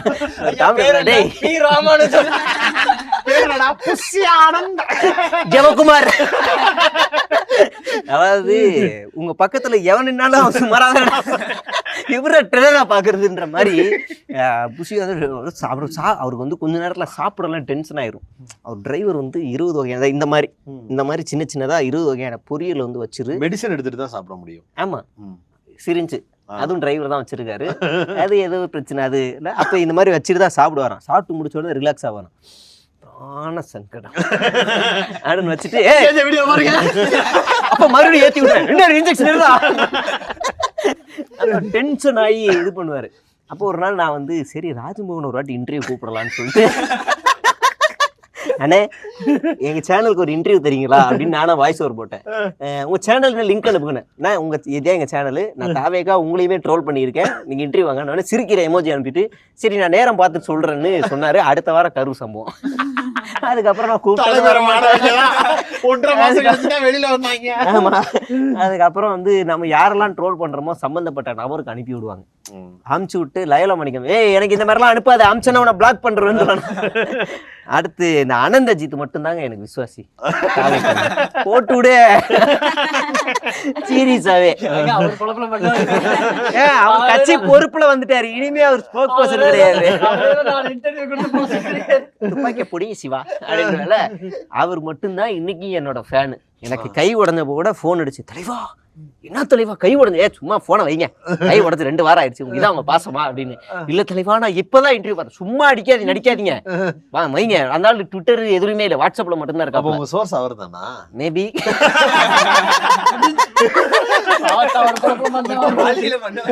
புதைச்சிட்டானுங்க மேபின்னு சொல்றேன்னா இல்லன்னு. நம்ம சோர்ஸ் வந்து எப்படின்னா, யாரோ இங்க இருந்து சேகோராக்கு தகவல் கொடுக்குறாங்க, நான் தான்டா அது. யாரா இருக்கும் நம்பர் தேடியதெல்லாம் தெரியும்ல? தெரியும் நம்பர் எல்லாம் தேடி இருக்காங்க. அப்புறம் எனக்கு ஃபோன் வச்சு, எப்பா ஜஸ்ட் மிஸ்ஸுப்பா, இன்னைக்கு நான் மாட்டியிருப்பேன்ப்பா, எப்பா எப்படிப்பா அந்த இவர் மரிய வில்சன் ஈவெண்ட் உனக்கு தெரிஞ்சிச்சு, எப்படிப்பா எக்ஸ்க்ளூசிவாக வெளியிட்ட, எங்களுக்கே தெரியாது பா, நான் உன் சோர்ஸ்னு வெளியே சொல்கிறாத, தயவு செய்து ஃபோனை வையின்னு. நம்பர் சேவ் பண்ணாதீங்கண்ணே, கடைசி நம்பர் மட்டும் பார்த்துக்கோங்க, இந்த நம்பர் மெசேஜ் வந்தால் அது நான் தானே பண்ணிக்கோங்க அப்படின்னு. ஆமாம்மா டெலிட் பண்ணிட்டேன், இன்ஸ்டாகிராம்லாம் அவங்க எந்த அளவு ஆகா வழிகள்னா, வாய்ஸ் ஆஃப் காமன்ல வேலைக்கு ஆள் எடுக்கிறதுக்கு வழி எடுத்து போய் ஊருக்குள்ள வெவ்வேறெல்லாம் நல்லா வேலை பார்த்துட்டு இருந்தானா அவனுக்கு பூரா அதிக சம்பளம் கூட்டு போய் வேலை பார்க்க வச்சாங்க. ஓரளவுக்கு எத்திக்கலா பெரியாரை பத்தி அம்பேத்கரை பத்தி பேசுறதுக்கு வாய்ப்பு கிடைக்கும். திமுகல எல்லாருக்கும் வாய்ப்பு இருக்காது, எல்லாருக்கும் சம்பளம் கொடுத்து அவங்களால நடத்த முடியாது. அப்ப இந்த மாதிரி ஐடியாலஜியாவது நம்ம பேசிக்கிடுவோம், நம்மளுக்கு பொழப்ப நடத்துறதுக்கு இந்த எலெக்ஷன் வரைக்கும் நம்மளுக்கும் வருமானம் வரணும் இல்லைன்னு நம்பி போன நம்முடைய ஐடியாலஜியா இருக்கக்கூடிய என்னுடைய நண்பர்கள் இன்னமும் அங்க இருக்கு. ஸ்டாலின் இருக்கு, நான் சொல்றேன், நண்பர்கள் நிறைய பேர் அங்க இருக்கிறாங்க. அவங்கள பூரா கூப்பிட்டு வந்து வச்சு பெரியார பத்தி எழுதுறது கிடையாது, அம்பேத்கரை பத்தி எழுதுறது கிடையாது, புசியானதை பத்தி எழுதுனா என்னத்த எழுதுவாங்க உனக்கு? நாஞ்சில், நீங்கள் வற்றாத ஒரு நாஞ்சில். அதுல ஒருத்தன் கேட்டிருக்காயா, அந்த அந்த பல் டாக்டருக்கு ஏதாவது ஒரு ஸ்கிரிப்ட் எழுது. சமூக வலைதளத்தில் நான் எங்க புக்கு போட்டுக்கிட்டு இருக்கேன். ஐயா எனக்கு என்ன ஆச்சரியம்னா, தேர்தல் அந்த கொள்கையா வாக்குறுதி ஏதோ 12 பேர் அனுப்புவாங்களே, அதுல பல் டாக்டர் பேர் இருக்கியா? என்ன எழுதுவாரு? எனக்கு ஒரு சந்தேகம், அந்த லயலாமணி ஒரு பெருசா எழுதி போட்டு கீழே பெரியார்னு போறாங்க, அதை யாரையா எழுதி தரது? அது ChatGPT. எனக்கு ஒரு டவுட், மோதனும் முடிவு பண்ணிட்டா மன்னர்னு பார்க்க மாட்டேன், மந்திரின்னு பார்க்க மாட்டேன், கீழே காரல் மார்க்ஸ்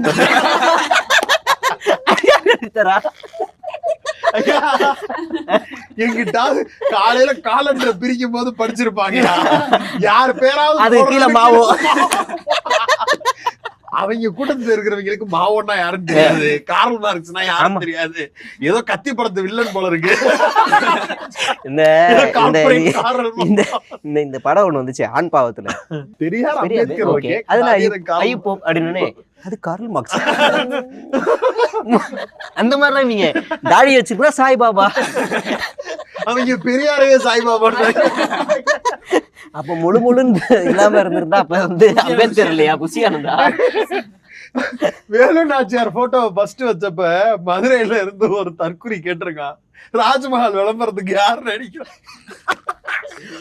பட்டுசாலை நீ மதுரையில இருந்துகிட்டு வேலு நாச்சியாருக்கு என்னடா அப்படி கேட்க? அவ்வளவு வாங்கி இது கொள்கை விளக்க கூட்டத்துல. ஐயா ஒரு மாவட்ட செயலாளர் என்கிட்ட சொன்னது, ரொம்ப ஃபேமஸான மாவட்ட செயலாளர், சொல்ல மாட்டேன் நான் சத்தியமா, தெரியுது. விஜய்க்கு வந்து ஒரு 10 பேரை நிப்பாட்டி இதுல நம்மள ஒரு மாவட்ட செயலாளர் அறியப்பட்ட முகம் ஒரு நாளைக்கு 30 ரீல்ஸ் போடுறான், இவனை கண்டுபிடிங்க அப்படின்னு கண்டுபிடிச்சா பல் டாக்டராகவே இருப்பான், இல்ல பர்வேஷா கூட இருக்கலாம், யாரா வேணா இருக்கலாம். இதுல ஒரு ஆள் நம்ம மாவட்ட செயலாளர் கண்டுபிடிங்கன்னா, கை ஒரு தூக்குற சோம்பேறித்தனமா இருக்கு இவர் அப்படின்னு தூக்கி இதை காட்டுவார். அப்படியான ஆளாம் அவரு. சரி 10 மாவட்ட செயலாளர்னு நிப்பாட்டி இவர் எந்தெந்த மாவட்டத்துக்கு செயலாளர்னு கேட்டாலும் தெரியாதான். எத்தனை மாவட்டம் இருக்குன்னு அந்த அதுவும் தெரியாது, ஒரு பெரிய தெரியாது. நீங்க தமிழ்நாட்டு கேக்குறீங்களா? அதுவே நீங்க தமிழ்நாட்டு கேக்குறீங்களா கேரளா கேக்குறீங்களா? அப்படியே கொஞ்சம் கம்மியா இருக்கும். விஜய் கூட போட்டோ எடுக்கிறதுக்கு ஒரு லட்சக்கணக்கில் செலவு பண்ணாராம், குசிக்கு வந்து டிரான்ஸ்ஃபர் பண்ணாராம். இப்ப இருக்க மாவட்ட செயலாளர் விஜய் நான் ஒரே ஒரு போட்டோ எடுக்கணும் இது பண்ண, சரிப்பா நீ பார்த்து செய்ய அண்ணனுக்கு மண்ணி கொடுக்குறேன் அப்படின்னு காசு டிரான்ஸ்ஃபர் ஆகி 2 மாசம் கழிச்சா போட்டோவே எடுத்தாங்களாம். அந்த லட்சணத்துல தான் அந்த மாவட்ட செயலாளரே இருக்காங்க. இந்த கட்சி நிர்வாகிகள் போடுறதுல இருந்து எல்லா பிரச்சனையுமே அவங்களுக்கு இருக்கதான் செய்யுது. அவங்களை அழிக்கிறதுக்கு டிஎன் ட்ரோலோ பேரலையும் எல்லாம் தேவையில்லை, அவனுங்களே காங்கிரஸ் அழிக்கிறது யாரு? காங்கிரஸ். தாவேக்கா அழிக்கிறது யாரு? தாவேக்கா. நாத்தாக்கா அழிக்கிறது யாரு? நாத்தாக்கா. அதிமுக அழிக்கிறது யாரு? உங்களை நீங்களே அடிச்சுக்கிட்டா எங்களுக்கு என்னடா வேலை? சிம்பிளா சொல்லிட்டு போயிடலாம். அந்த நிலைமையில தான் இருக்கிறானுங்க. அதனால நீங்க எல்லோரும் உங்களுடைய பணிகளை தொடர்ச்சியாக தொய்வின்றி தொடருங்கள். நிறைய விமர்சனங்கள், வசவுகள் அதெல்லாம் இருக்கத்தான் செய்யும். அதெல்லாம் கடந்தா தான் அடுத்தடுத்த உயரங்கள் கிடைக்கும். இவர் தைரியமா இருப்பாரு, எனக்கு தெரியும். நீங்க எல்லாரும் அதே தைரியத்தோடு அதே வில் பவரோட அடுத்தடுத்த கட்டங்களுக்கு நகரணும் அப்படிங்கிறது தான் என்னுடைய விருப்பம். பல பிரச்சனைகள் வரத்தான் செய்யும் நினைக்கிறேன். நான் வந்து உடனே ஃபாதர் மாதிரி அட்வைஸ் பண்றேன். இந்த பிள்ளைகளுக்கு எந்த கஷ்டங்கள் இருந்தாலும் கூடவே இருந்து அரவணைப்பாக அதெல்லாம் டேக்கிள் பண்ணி தான் ஆகணும், வேற வழி இல்லை. வந்துட்டீங்க, இங்கதான் உருண்டாகணும், பொழைச்சிக்கலாம் அப்படிங்கிற நம்பிக்கை இருக்கு. எதிர்கொள்றது அந்த மாதிரி விஷயங்கள்ல தைரியமா இருக்கிறீங்களா? பாத்துக்கலாம், நீங்களா இருக்கீங்க, கூப்பிட்டா சேர்ந்து அடி வாங்க மாட்டீங்களா? நீங்கள் தொடர்பு கொண்ட வாடிக்கையாளர் தற்சமயம் சுவிட்ச் ஆஃப் செய்யப்பட்டா இப்பயே பிளைட் மோட்ல போ அடிச்சு முடிச்சதுக்கு அப்புறம் கேட்பாரு சங்கம் முதல் ஆளா வந்து நிக்கும். அது என்னமோ உண்மைதான். எனக்கு ஆக்சிடென்ட் ஆனப்ப உடனே பட்டுன்னு தோழர்தான் மண்ணிலே ஈரமுண்டு. எங்கேயோ இருந்தீங்க? அது அந்த எண்டு திருவொற்றியூர். திருவொற்றியூர்னா டக்கு ஞாபகம் யாருன்னு யாராவது ஒருத்தர் உங்களுக்கு அந்த எண்டு சீமான் நின்று தோத்த இடம். அதுக்கு யாரு வேலை பார்த்தது தெரியுமில? யாரு?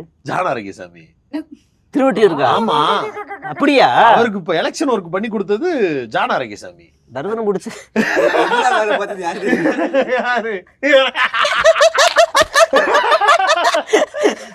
ஐயா, எனக்கு அந்த நேரத்துல எந்த பார்ட்டியுமே இல்லையா. ஆனா எனக்கு சீமானி என் தொகுதியை ஜெயிக்க கூடாதுங்கிறதுக்காக உள்ள இருக்க எல்லா யூடியூப் சேனலையும் சர்க்குலேட் ஆர்கனைஸ் பண்ணி பப்ளிக் வெயிட் எடு, இங்க வந்து சீமான் தோக்குறாருன்னு நீ சொல்ல வையின்னு எல்லாரையும் சொல்ல வச்சேன். ஆனா பெய்டுலாம் கிடையாது, யதார்த்தமே அதுதான் உண்மை. ஐயா 2 பேரையா அங்க பேசு, அதிமுகவுல குப்பன், KP சங்கர் 2 பேர் தான், அப்படிதான் மெஜாரிட்டி வந்துச்சு. அந்த மாதிரி நிறைய வேலை பார்த்தேன். அவருக்கு வந்து ஜான் ஆரோக்கியசாமியோடைய லிஸ்ட்ல எடுத்து பாத்தீங்கன்னா சீமான் இருப்பாரு, SP வேலுமணி இருப்பாரு, மாற்றம் முன்னேற்றம் இருப்பாப்புல. இப்ப அந்த கட்சியே சீரழிஞ்சு வச்சு ஆம புகுந்த வீடு விளங்குமான்ற மாதிரி ஜானு புகுந்த இடம் விளங்கவே விளங்காது. அவ்வளவுதான். வேற உங்களுக்குலாம் அவ்வளவுதானே? முடிக்கலாமா? முடிக்கலாம். 1.5 மணி நேரம் மேல போயிருச்சு. எடிட் பண்றவன் தான் ஜத்தான். பொங்கல் வாழ்த்துக்களோடு, தமிழ் புத்தாண்டு பொங்கல் நல்வாழ்த்துக்களோடு வாழ்த்துக்கள்.